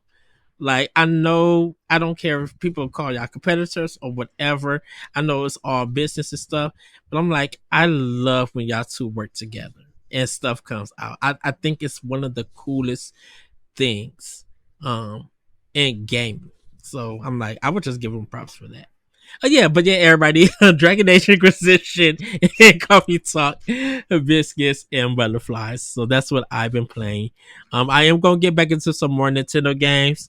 But I'm just trying to finish Dragon Age Inquisition, and then I did start Persona 3 Portal on Switch. Oh, okay. So I'm going to be getting back into that. I will say this because I also got Persona 4 Golden. I did beat Persona 3, but I beat Fez. I never got to beat Portal. So I got to see what the changes are for that game. And then biggest change is the female character. If you're playing Portal, you play as the female main character for Portal. Okay. Yeah, so that is the biggest change. Otherwise, you're just playing Fez again without the ending story. Okay. Yeah. Well, everybody, it's time for Femi News. That was a huge Play with Power section. I love that. Well, everybody, we got 3 stories for you all. I think now we can say we now know more about Emio because Nintendo has revealed Emio, the Smiling Man, Famicom Detective Club, which is launching on Nintendo Switch in August. This is crazy. This story comes from Nintendo Life. And it reads, after a cryptic teaser that left us all asking who is Emio, Nintendo has given us the answer. Emio, the Smiling Man Famicom Detective Club, will be bringing the mystery to Switch on August 29th. Now, they did re-release, or I should say, they did remake these games from the Famicom Detective Club, which came out a couple of years ago. And I was shocked that this was happening. It's been like 30 years since there's been a new game in the Famicom Detective Club series. And this is from the creator of Metroid, Yoshio Sakamoto. So literally after he did Metroid Dread, his team started working on this game for it. And just to give you guys an idea of what the game is going to be about, they did provide a little bit story rundown of it. It says a student has been found dead. His head was covered with a paper bag with a eerie smiling face drawn on it. Much like the victims of Emio, the Smiling Man, a killer or urban legend who was said to place such a bag over his victim's head. As an assistant private investigator, you are tasked with helping police solve this crime, which is reminiscent of a series of unsolved murders from 18 years ago. Has a serial killer returned, or is this the work of a copycat? Are these crimes inspired by the Smiling Man story, or the origins of it? Discover the answers to these questions and more as a member of the Usugi Detective Agency in this intense story of suspicion, isolation, and fragility. Explore an interactive drama full of interesting characters. Continue the adventure of the Utsugi Detective Agency with the return of familiar characters, including the returning protagonist from previous games and Ayumi Tachibana, who is now playable in certain sections of the game for the first time in the series. So, I played the remakes of these games, the Famicom Detective Agency, the Missing Air, and there's another one, and they are like visual novels, and everything. But while also being an adventure game, and which is really good. All of them was voiced in Japanese, with like subtitles. So they're probably gonna do the same thing with this one. I don't know if you guys played it. I didn't know about. Oh, you played it, Pat? Okay. Mhm. I didn't know about the series until they showcased these in the Nintendo Direct, and they were just like, "Oh, it's a new." I thought it was a new series, and they're just like, "No, this is a remake of their old game for the Famicom." I'm like, no one with any Nintendo history has talked about this game at all, or the series. I never knew about it. Yeah, no, it never made it to America until they re-released it for the Switch. Yeah.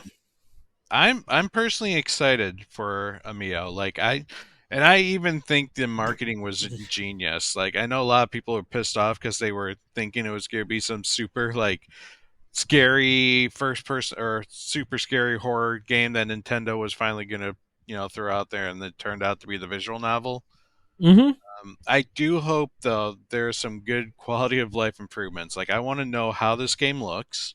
I want to know how this plays, because my issue with the original ones was you literally have to, like, you have all these areas you could go to, and you literally have to find the one area with the one person to present the one little piece or press them so many times before it unlocked the ability to move on with the story. That Yeah. was tough because it's like, okay, like you literally could go to one area and talk to the person, and then you're like, okay, well, what next? Without realizing that you just need to keep talking to the person to move on. You just end up going to other places, and it's like, I'm stuck. No, you just need to go back and talk to him like a second or third time. Things like Yeah. that.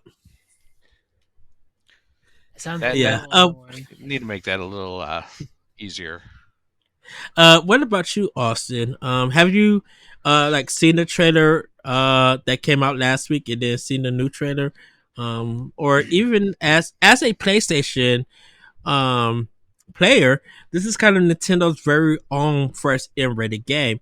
Uh, I kind of want to know what your thoughts about it. Because I was just like, I wonder what PlayStation players are going to say about this. I want to actually know also about what Xbox players think about this, about Nintendo having their own M-rated game in America, I should say. Well, I mean, I wouldn't say that I'm pissed off, but I would say I would be a little disappointed that it wasn't going to be like the third person or first person horror game, because I love horror games. It's one of my favorite genres of games. It's probably my top three.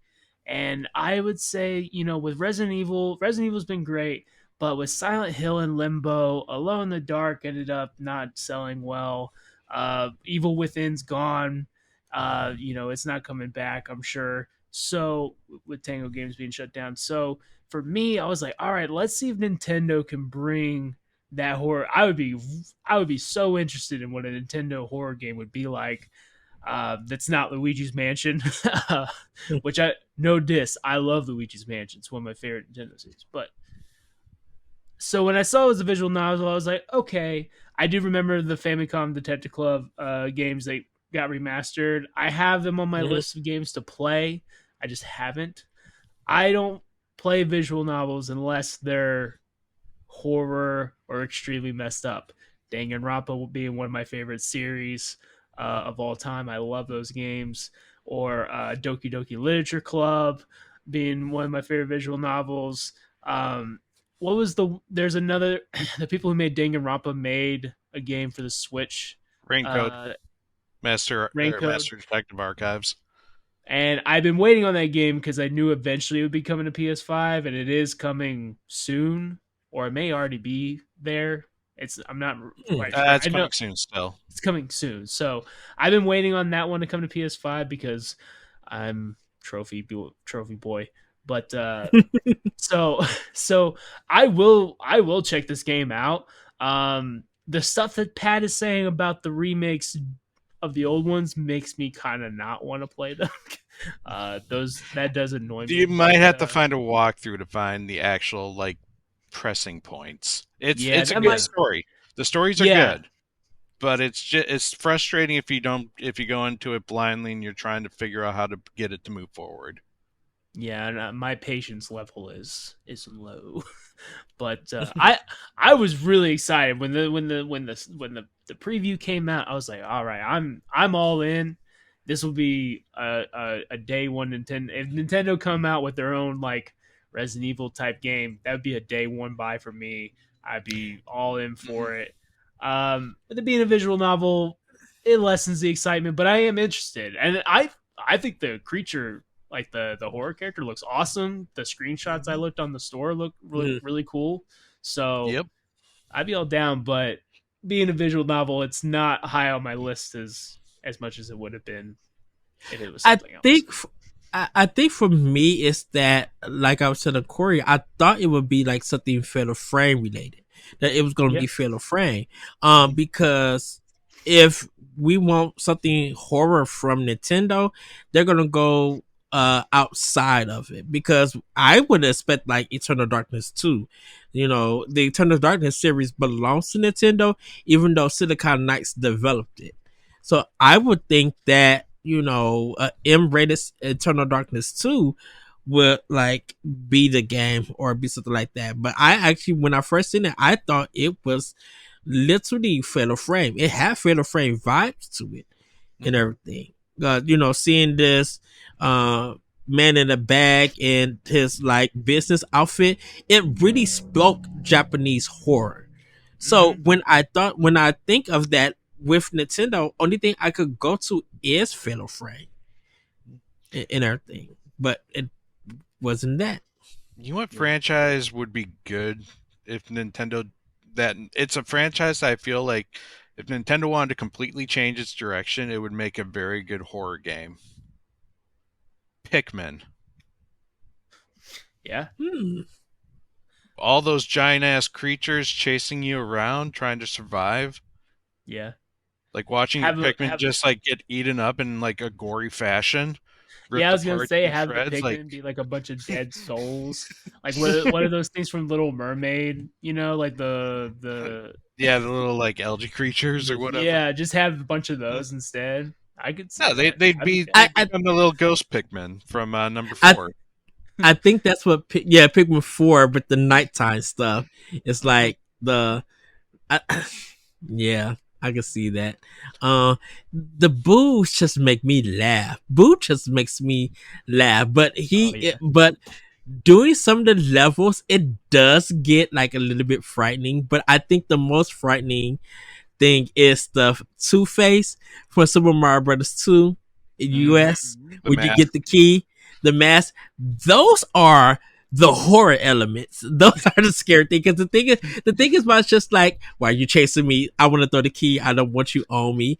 And you get the key and it knows where you're at, and it's just like, oh my goodness, I'm trying to get through this door. It's one of the challenges in the NES World Yeah, Championship thing. it's actually one of the ones they used for the survival challenge for this week.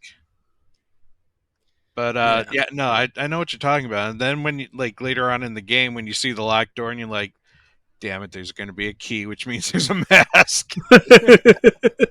And then when it starts chasing you, just like toss the key just to get it to go away. So everybody, this Emio, the Spider-Man Famicom Detective Club will launch on the Switch eShop for $49.99, and there's going to be a physical version, and that was confirmed by Nintendo's US site. But yeah, because the other versions, the remakes, they only got digital. So there's going to be physical one for this. I'm super excited. The crazy thing is that it releases on the day that we leave for PAX. Yeah, maybe we can head So, yeah, so I think, and I don't know if Nitty is gonna be at PAX West. I'll see, but I'm like, I'm not gonna buy it digitally. I think I'm gonna wait for the physical. But if Nintendo has ended up selling it at PAX or whatever, or if there is a store close to us, like a Target or something that we could go to, I think I would get it there. I would say that'd be Texas be a perfect game to play on the plane. Yeah. Visual novel. So, visual novel action. Yes. So, well, everybody, we do have some sad news. GoldenEye 007 and Perfect Dark artist Brett Jones has died. Former Rare artist Brett Jones, who worked on the classic N64 games 007 Perfect Dark, has died. Jones' work on classic first-person shooter was wide-range and included concept art and character creation, model rigging, animation, and texturing. He would go on to do much of the same work on Perfect Dark, including work on the protagonist herself and leading efforts on the game's memorable motion capture animation. As noted by VGC, designer David Doak shared a screenshot of the game on Twitter, along with the sad news, calling Jones an absolute legend. So yeah, it really, and then you guys could see how he looked on Nintendo Life. They do have a picture of him there and everything. So it in the years since leaving Rare, Jones' resume included a host of impressive VFX work across projects including Doctor Who, Fast and Furious 6, and Guardians of the Galaxy. My job is cool, he wrote on his website. I get to work with crazy talented people and add my own drop of talent into the mix. Whether I'm rigging robots, painting scales on dinosaurs, or sculpting a character in ZBrush, there really is no better way to spend a day. So, yeah, that's kind of sad that he passed away. I know a lot of people probably didn't know him. But with GoldenEye 007 and Perfect Dark now being on NSO expansion pass for Nintendo 64 and N64 Mature, he did create some classics, and to see that he went into the work of movies and stuff, that I think that's really cool. But it is a sad loss um, for the gaming and film industry, losing a talented person like this. So, any thoughts, you guys? Fortunately, I don't really know too much about the person, so I don't have a whole lot to say. It sucks that anyone passes away, but Yeah. clearly they did leave their mark in the entertainment industry. Yeah. Yeah. And I'm a huge fan of the first Perfect Dark. I really really like that game. But it just kind of brings humanity to the forefront that like there are people behind all of the games that we play.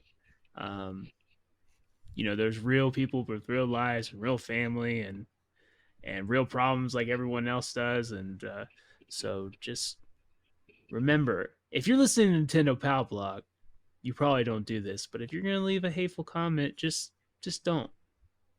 Just don't. There's real people behind there. So Yes. rest in peace, Brett Jones. Yes. Well, we're going to move on to our last story. Another sad one, everybody. I'm so sorry. But the Mortal Kombat studio NetherRealm is reportedly facing layoffs. NetherRealm Studios, the developer behind the Mortal Kombat series, is reportedly facing multiple layoffs after select staff members from the studio's mobile team share posts on LinkedIn announcing that they have been put out of work. The NetherRealm mobile team seems to be the most affected by the layoffs, after the branch was reportedly shut down despite working on multiple active live service projects, including Mortal Kombat Mobile, Injustice 2, and Mortal Kombat Onslaught. Tony Lazara, a quality assurance analyst, wrote, NetherRealm's mobile team was shut down. A ton of very talented people were put out of work. Mobile UX designer Rachel Woloski was one of those affected, posting to the job site. I am quite sad to announce that I was one of the mobile team members who was being laid off from NetherRealm Studios. They described their colleagues as incredibly talented, passionate, and collaborative individuals also in the same situation, suddenly looking for a new job. Another quality assurance and analysis, Samantha Edward, shared the same sentiment. Every single person that I work with on that team is an amazing collaborator, they wrote. We're all probably in shock, but a lot of us will be posting something like this today or soon. Elizabeth Ramirez, an animator at the studio, also confirmed that they have been laid off following the closure. It hurts me to announce I've been laid off from NetherRealm Studios after about 10 years of working there. They posted on LinkedIn. I will be seeking new opportunities as an animator for games or film. An estimated 50 people have been put out of work by the closure of the mobile team, according to Insider Gaming. Neither NetherRealm nor its owner, Warner Brothers Games, have commented on the layoffs at the time of writing. So, yeah, this one was really unexpected. With it, so it just seems like the mobile team, they shut down, and all of those people lost their jobs, and that's kind of a growing trend in this business.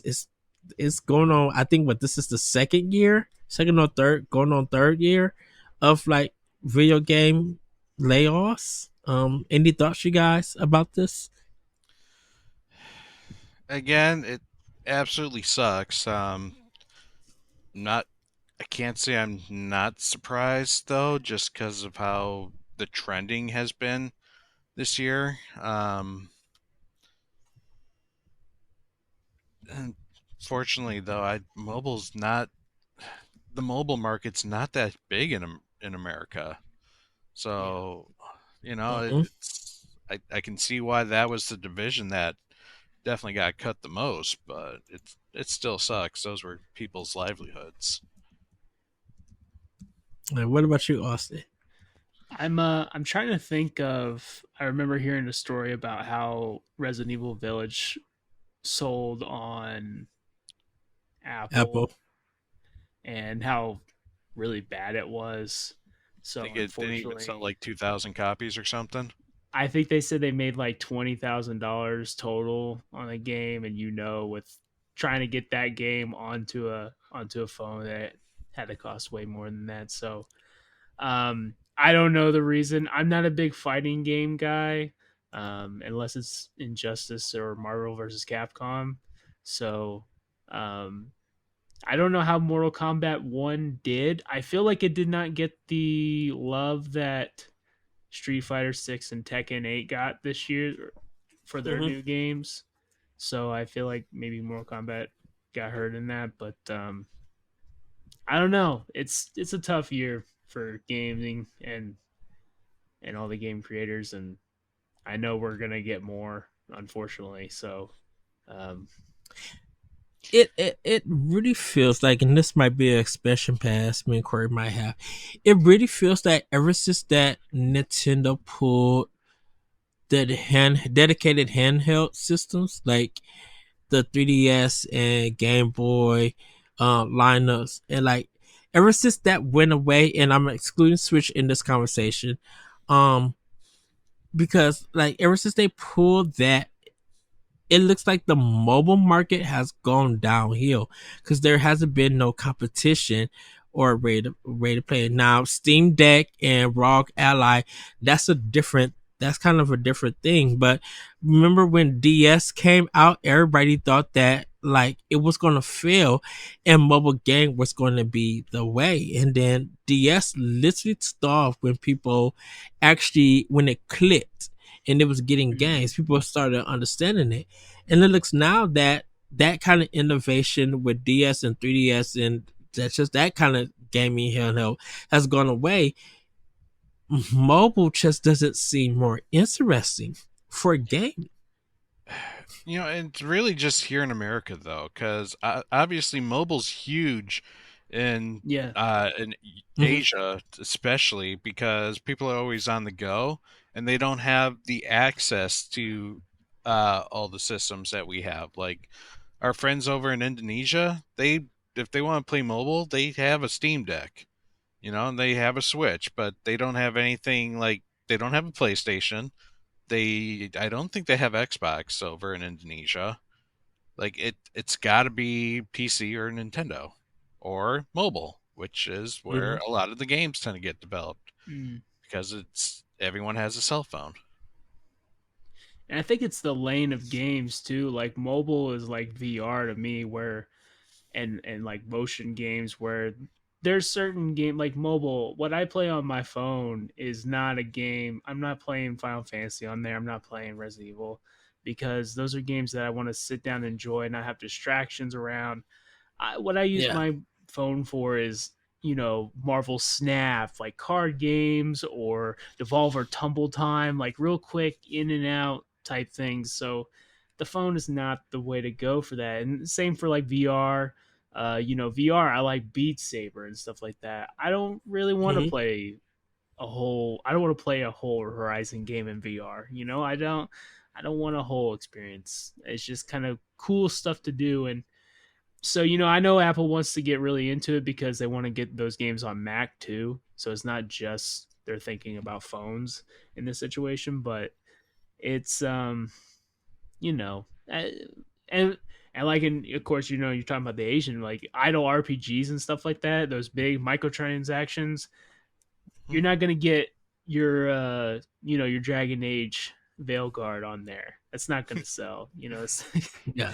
It's not gonna be the game. Maybe if So Dragon Age Veilguard was free and you had to buy the character or you had to buy the bulls for the yeah, characters, maybe. But no one's buying it for $60 and then doing a gotcha system. Yeah. you Oh. want the mage? You want to be the mage, Ed? You're gonna have to pay thirty If you dollars. want to have the 5-star mage. Mm-hmm. Not the Oh, 4-star garbage. I'm good. I'll just play VV in Final Fantasy 9 and just get them high level. I'm good. Uh, so, well, before we get into our next section, I gotta give a shout out to Shane Kelly. He made a maple ginger sticky tofu dish, Oh, and it looks amazing. So I wanted to shout him out. I kind of missed shouting him out for Snacktendo, but great work, Shane. Your meal looks amazing. The way that it was plated, great A, great A. is So that just on wanted to give Discord, Ed? Shane. Can I see that on Discord or is that on? It's on his Twitter. Okay, I'm gonna go look it up now. So I gotta see what's going on. yeah. I miss Shane. So I haven't touched Shane in a while either. I know I love him and I miss him too. Um, but we got a boss rush banter, and this one comes from Sam Reader. His boss rush banner: should we leave games uncompleted? And you guys go to bossrush.net to read his banter and give it a really good read. Leave some comments. Let them know what your thoughts on this topic. So I kind of want to ask you guys, like, what makes you leave a game? And give me just 2 reasons why you would leave a game. Austin, I'm gonna start with you. What are 2 reasons that you would leave a game? 2 Uncompleted, reasons I would should say. leave a game uncompleted. Well, so now when you say complete, is this meaning roll credits, or is this Uncompleted. mean That does you this never mean, like, finished the game at all. You okay? got to a point and you dipped off. I would say the biggest one is time, especially with open world games. Far Cry 6 being a thing that could happen. Eventually I get to a point where I'm like, all right, I've done the same thing over and over again. There's nothing going on. There's nothing, no new abilities I'm excited about. Let's just get through the story and be done. If the story's bad and I'm feeling that point, there, and it really depends on how much I have invested. Like, I remember one time, Mad Max on PS4. I had put so much time in that game. The game is fine, but I was like, all right, I'm this close to the platinum. Let's just keep going. And then 20 hours later, I was still going on that game. I was like, man, this game is taking forever. And then I had a broken bug where I couldn't get one item, and then I made sure that game never existed on my PlayStation ever again because it made me that mad. So stuff like that would be a killer for me. I've dropped games before that I knew that I would come back to, like, say, Starfield, for example. That was a game that I dropped because the whole time I was playing it, I was like, I kind of wish I was playing Skyrim or Fallout instead. Not a diss to the game. Like, it had some interesting ideas, but I'm like, I don't think they finished this.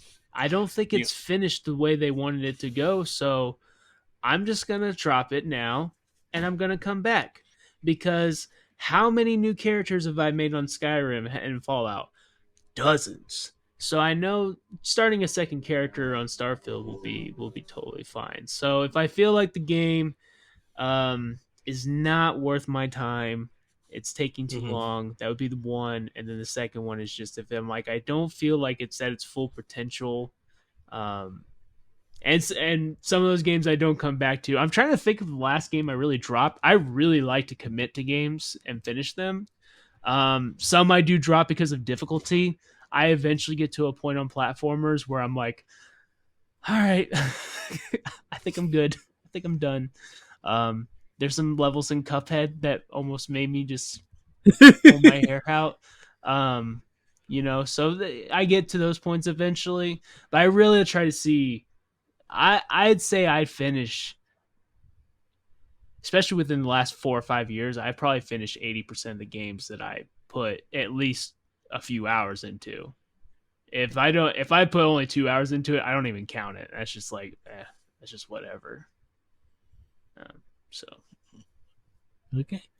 What about you, Pat? What 2 reasons do you leave a game uncompleted? My biggest reason is if a game frustrates me and I'm not finding it fun anymore. That is the easiest reason for me to just leave a game unfinished. And honestly, the other reason is I think something else that caught my attention is just kind of pulled my interest away. Yeah, that's a good point. I mean, good point. Especially when like you get multiple releases like all at once. It's like you're playing something and then, I'd like to at least try my new stuff, and keep myself relevant. And then, like, within a week, I decide whether I keep going with that game or go back to what I'm, really like was trying to focus on. Like, I give those games a benefit. So there are times though where it's like, okay, this new game has pulled me in, and now I want to push on with this one before I go back to another one or the other one. Okay. Yep. For me, it's definitely if a game feels like a washing machine game and they keep doing the same thing over and the main character is annoying and, and it's designed that way in a sense. Red Dead Redemption 2. Um Whoa. I Damn. literally just be like, this is annoying. And I was just like, you know what? You had the Go ahead. first letter right and the last number right. It's Rage 2. Rage 2 was a game like that I was like, I got 5 hours into that and busted many enemy camps, and I'm like, I feel nothing from this game. Like, So, people say you know- Ubisoft games are dull. This game is the Huh? dullest game I've ever played. So- it was pretty Rage- dull. So yeah, Rage 2 is a washing machine game. I will give you that. But I think it's just like when you get the shotgun and you start playing it like Contra, it gets a little bit fun. Or you're able Little to bit. get through it. Trust me. You got- I got through Rage. Trust me, I got through Rage 2. I know it's a washing machine game, but I got through that game and kind of being creative with some of the kills and stuff. But I got through that game. It's okay. It's not bad, even though it is a washing machine game. Red Dead Redemption 2, and this is not going to be no hate on to Rockstar, but it really got annoying with this main character. Leave. If you want to leave, leave. You keep complaining about that all of this stuff is happening. You could just get up and leave if you want to, but you keep helping out everybody. And this is the mission structure that was just, designed, and it was just like, I gotta spend 15 minutes listening to some narrative that don't play a part in this game, and it just got really, really annoying. And I was just like, I gotta take this off my system. Like this, I mean, I'll go back and finish it because I got to the point where the main character gets captured and everything, and I think is he naked in that one? I don't. Yeah, think he so. gets naked. Okay, so yeah, and I was just like, this nonsense, like, so when that happens, I kind of just like get zoned out, and then when it gets really boring and I'm not paying attention, I just take it off my system. I'm like, I'll come back to this, but I'm like, I'm not going to finish this at all. Secondly, definitely bad gameplay for me. If I know these controls are not good in this game, I'm not about to suffer through them. I almost took same thing with you, Austin. I almost took off Mad Max on my PS4. Oh, yeah. I heard that game was good though. Really? It was good. It was good, but the controls were just so bad. And then I had frame rate issues. And the thing about it is that it dropped to I would be playing in 30 frames per second and it would drop to 5. And so I'm moving in slow motion in it. And the thing about it is that the copy that I had always been in plastic because I was just like, it became one of my backlog games. I put it into my PlayStation 4, never took the CD out or anything. And when it got close to the end of the game, it's just the frame rate just literally dropped. And I'm like, oh, I cannot do this. But somehow I stuck with it. It fixed itself and I beat the game. But I was this close of taking that game off my system because of the bad gameplay and some of the mechanics and technical issues. Like when all of that stuff happens, I'm like, I cannot do this at all. I told Corey that with Destiny 1, I had to force myself because that game, like the gameplay wasn't good at all with that and stuff. With some of its design and everything, and I'm just like, this is literally just getting annoying, and it's just getting bad. But I stuck with it for Destiny, and I beat it. After I beat it, I took it off the system until some of the DLC came back. But I quickly took that game off. It was taking too much space, and I knew I wasn't going to return after I finished it. So yeah, that's when I believe a game um incomplete and everything. So what do you guys, what would be your one solution to tell somebody, you know what, let's say we gave them a game recommendation, what would we tell them to make them continue the game until they get to the end and complete it? What one thing would you tell them? Pat, I'm going with you. It gets better after 20 hours. Just kidding. Just kidding.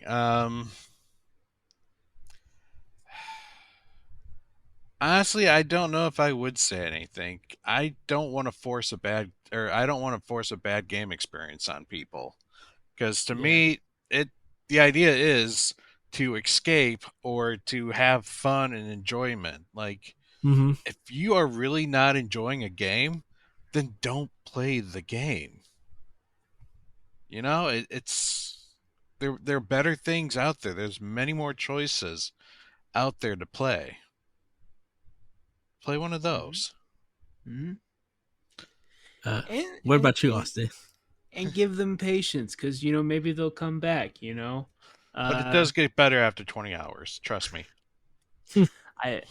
I know Ed's still upset with me on this, but I just can't do Xenoblade. I just can't. I did the first game and I just can't do it. I just get so bored. I'm fine. I'm fine with that. I know what kind of gamer you are, and I know what Xenoblade is, and that's not your style of gaming. I respect that. I'm not mad at that. I don't even know if that's necessarily true, because I've played other games like it, and I do like other games like it. It's just, I think it was all the side quests at the very beginning that just was like, oh my gosh, there's so much shit that I do not care about. Like, yeah, if you don't like that, you're not going to enjoy any of the other ones, because that's the same with everyone. I've almost considered just looking up a lore video and watching the watching just for the story, because the story sounds interesting. Like, I know what the world's kind of like about, and that sounds awesome. But the game itself, I'm just like, and it doesn't help that, like, what would you say the combat's closest, like Final Fantasy 12 and 12 Final Fantasies? It has an MMO art. Well, it has an MMO feel to it. Yeah, it's got a cooldown feature. Like, your idea is to use your skills, wait for the cooldown to end, and then use it again. Yeah. And that's just kind of like, it's just one of those, I don't know, it's one of those games that to me, like, I don't want a game pressured on me, so I don't really pressure games on everyone else. I wouldn't tell Ed to keep playing Red Dead Redemption 2. I would just say, if you want to have fun, don't even do the story. You can I have a lot of fun not doing the story. I mean, I think the story's good as far as like a Western goes, but I have the most fun getting wild and doing wild stuff in the game, despite the bad controls. I'll agree with you there, Ed. I know. Rockstar Games, get your controls under. I played 2 hours straight in that game. Playing poker. I needed to end all my opponents.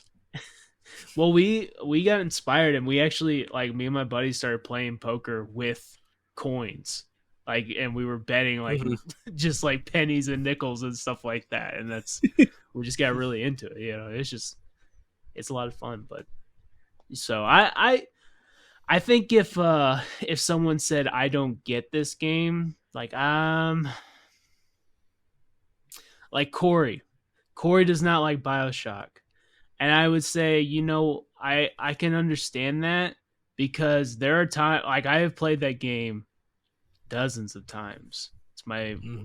favorite franchise of all time. But I can understand because as soon as I get to one of the water puzzles, I'm like, oh my God, I don't want to do this.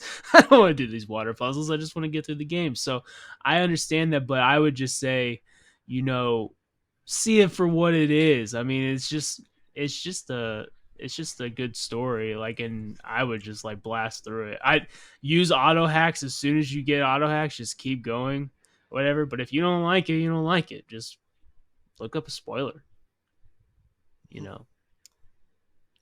Uh, for me, I think of to get someone to like continue to play a game that I recommend to them.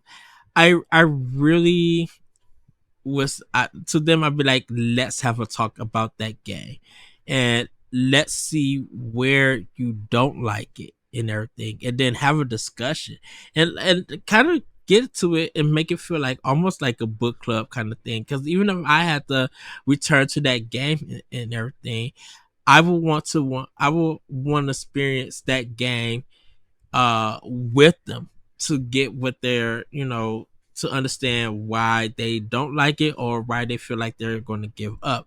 And then uh also sometimes I would like make commentary on it, like make it known on social media your frustrations and everything, and do it sarcastically. I So with Destiny 1, the first Destiny, I did a journal for it.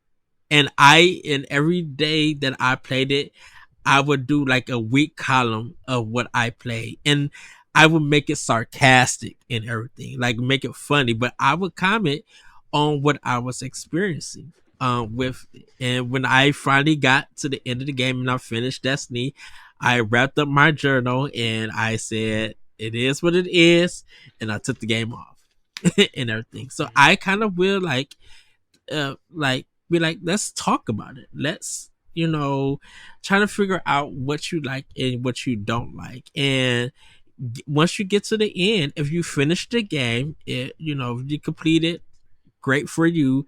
You might understand why I would like it and made that recommendation. But if it's not gelling with you, but yet you worked hard to get through it because you want to see how it ends for yourself without looking on YouTube or anything, then you can just like, I experienced it. That was good enough for me. I'll never play games like this again. Yeah. Well, and the other thing is I would want to know what the person is like not into. Like two examples. If someone doesn't like JRPGs, I'm not gonna like recommend like I Am Setsuna or something like that. A real downer JRPG. But I might say if you like anime and teenage drama and stuff like that, then and a life simulator, then like Persona could be a Do game for you you. like anime titties? Yeah.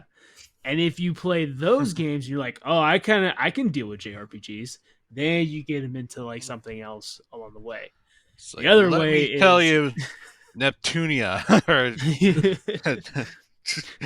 now or let me any of show those you other- Fire Emblem Three Houses. Now, oh, Have good some goody. tea. Now Have some tea.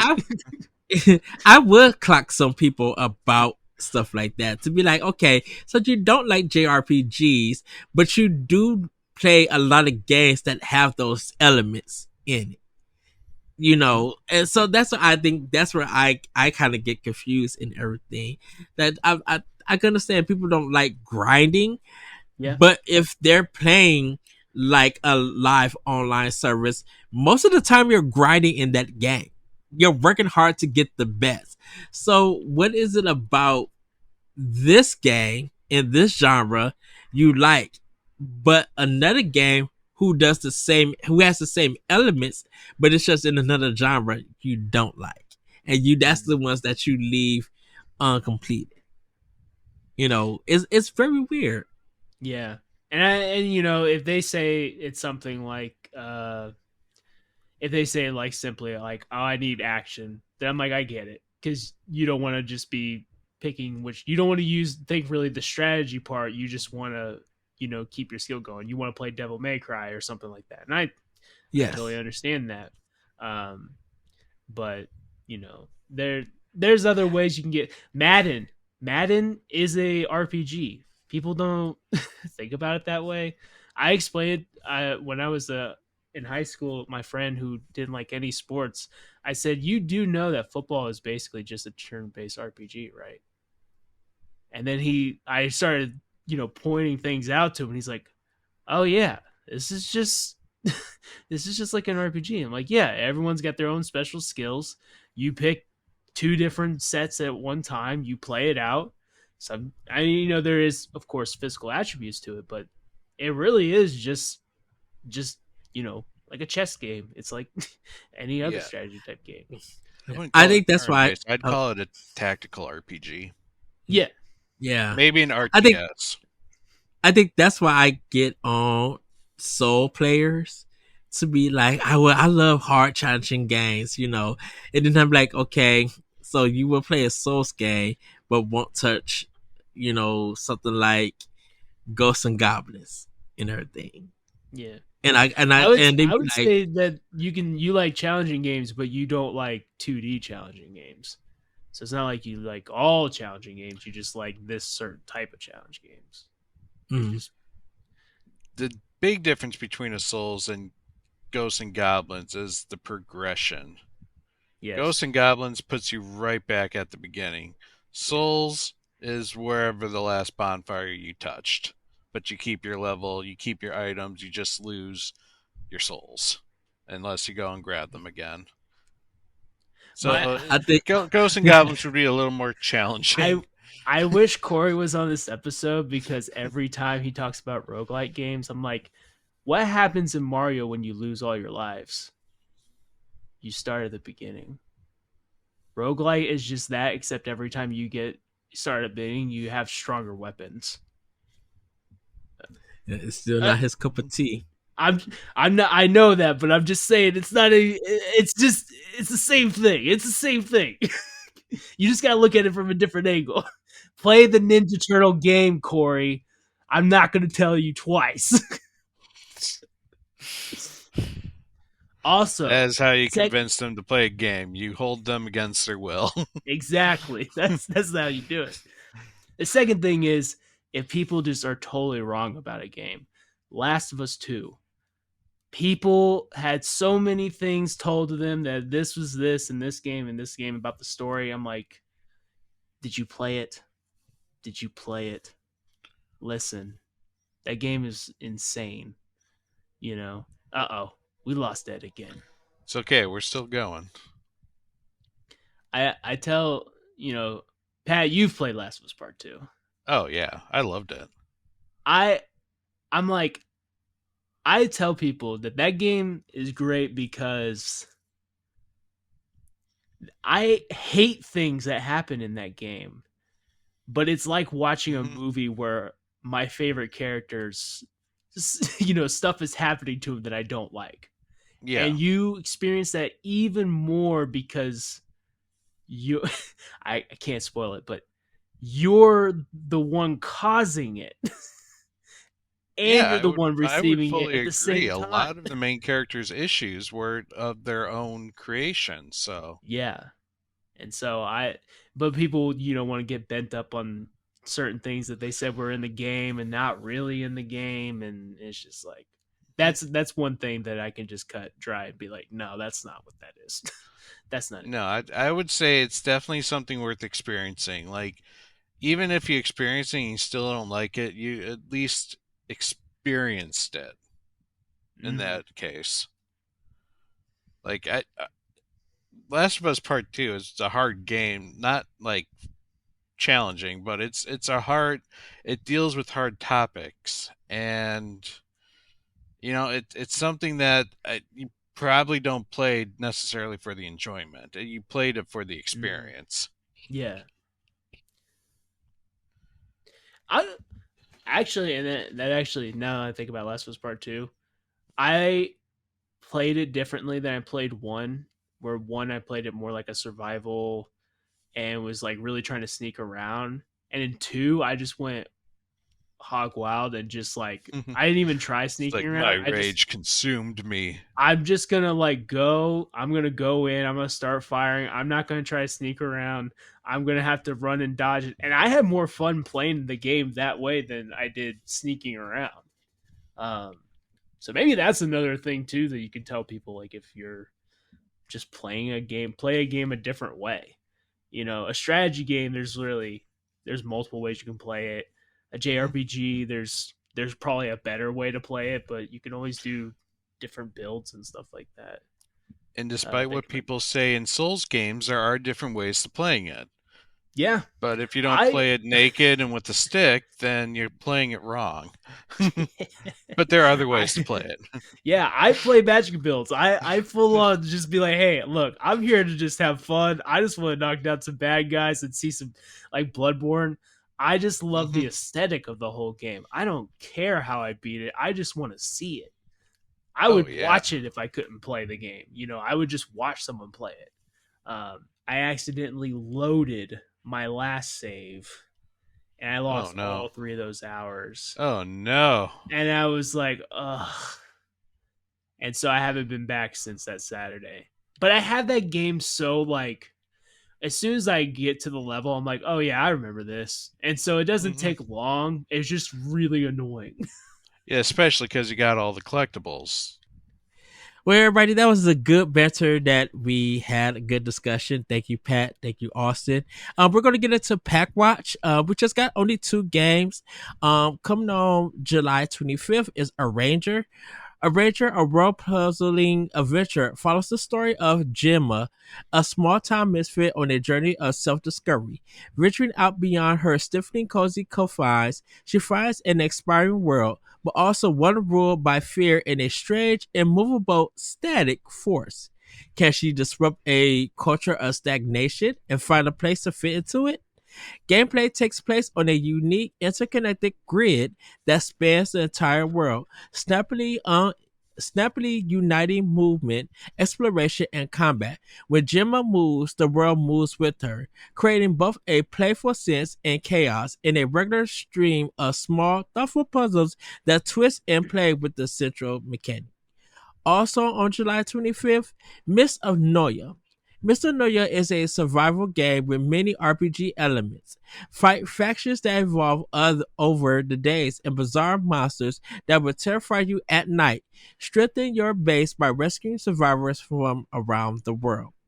You start in an abandoned fort that has been attacked and destroyed by corruption, and you'll have to explore the world to find the inhabitants who have managed to escape the attack to rebuild the fort and return to war. During the day, you'll have to collect resources such as wood, iron, gold, special ores, plants, food, and search for lost inhabitants of the ancient fort. During the night, you'll have to build defensive towers, regroup with the fallen inhabitants, and protect yourself. Every full moon, the demons lash out at your fort and get stronger with each attack. So those are the 2 games that you guys could look forward to. Check them out on the eShop. And I know Arranger, they showed that in Nintendo Direct, and for an Indie Direct, I'm definitely picking up that game. It looks really interesting. Any of you guys check these games out or anything? I do have an interest in Arranger. And I've heard from one of our recent guests on the Boss Rush podcast that he liked it, so I can't wait to check it out. I just don't know when I'm going to get to check it out. There's still a billion other games that came out this week that I need to check out. Yeah. I might get to Arranger. I played a game sort of similar to it called Carto, which is about a cartographer where you change the map basically. And that game was pretty cool. So maybe I'll check out Arranger, but yeah, there's way too much on my list for me to get to it anytime soon. Yes. So those are the games that are coming out, so you guys could check them out. We didn't get no questions for question block, but I really want to thank you, Austin. I want to thank you, Pat. Thank you guys for joining me on this hectic ride of Nintendo Pow Block. Great discussions. Austin, where can people find you? You can find me at PlayStation on X. Ooh, X. And Instagram and whatever. I don't really post a whole lot. Add me on PlayStation at PlayStation. That's where I spend most of my time anyways, on the PlayStation. And if you want my Switch code, get into the Boss Rush Discord, right? So yeah, Yes. that's where you can find my Switch code. That's an exclusive perk of joining the Boss Rush Discord. You get my Switch code. Yes. And Pat, where can people find you? Well, I am part of the Boss Rush Network. I am a regular on the Boss Rush podcast as well as After Dark, and I am the host of the Boss Rush Book Club, which releases every month. Currently, we have out Stray for our patrons, but that will be released shortly to everyone else here starting next month. Other than that, you can find me on the X Twitterverse at Auditor415. All right. And yes, guys, thanks for listening and or watching Nintendo Pow Block, which is part of the Boss Rush Network. If you enjoyed our discussions, please do subscribe on YouTube or your favorite podcast application. You can support us over on Patreon. That's patreon.com/Boss Rush Network. Any tier grants you early access to all of our podcasts. Follow us on all social media platforms at Boss Rush Network. Thanks everybody for listening, and we'll see you next time. Bye, everybody. Woohoo! Bye. Yay.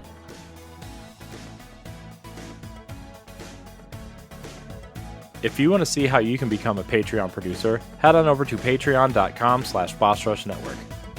The Patreon producers for this month are Adriel Munger, Austin Campbell, Celeste Roberts, Christian S., Sana Deering, Francisco Santillan, Matthew Keel, and Todd Oxtra. Thanks for your continued support of the Boss Rush Network.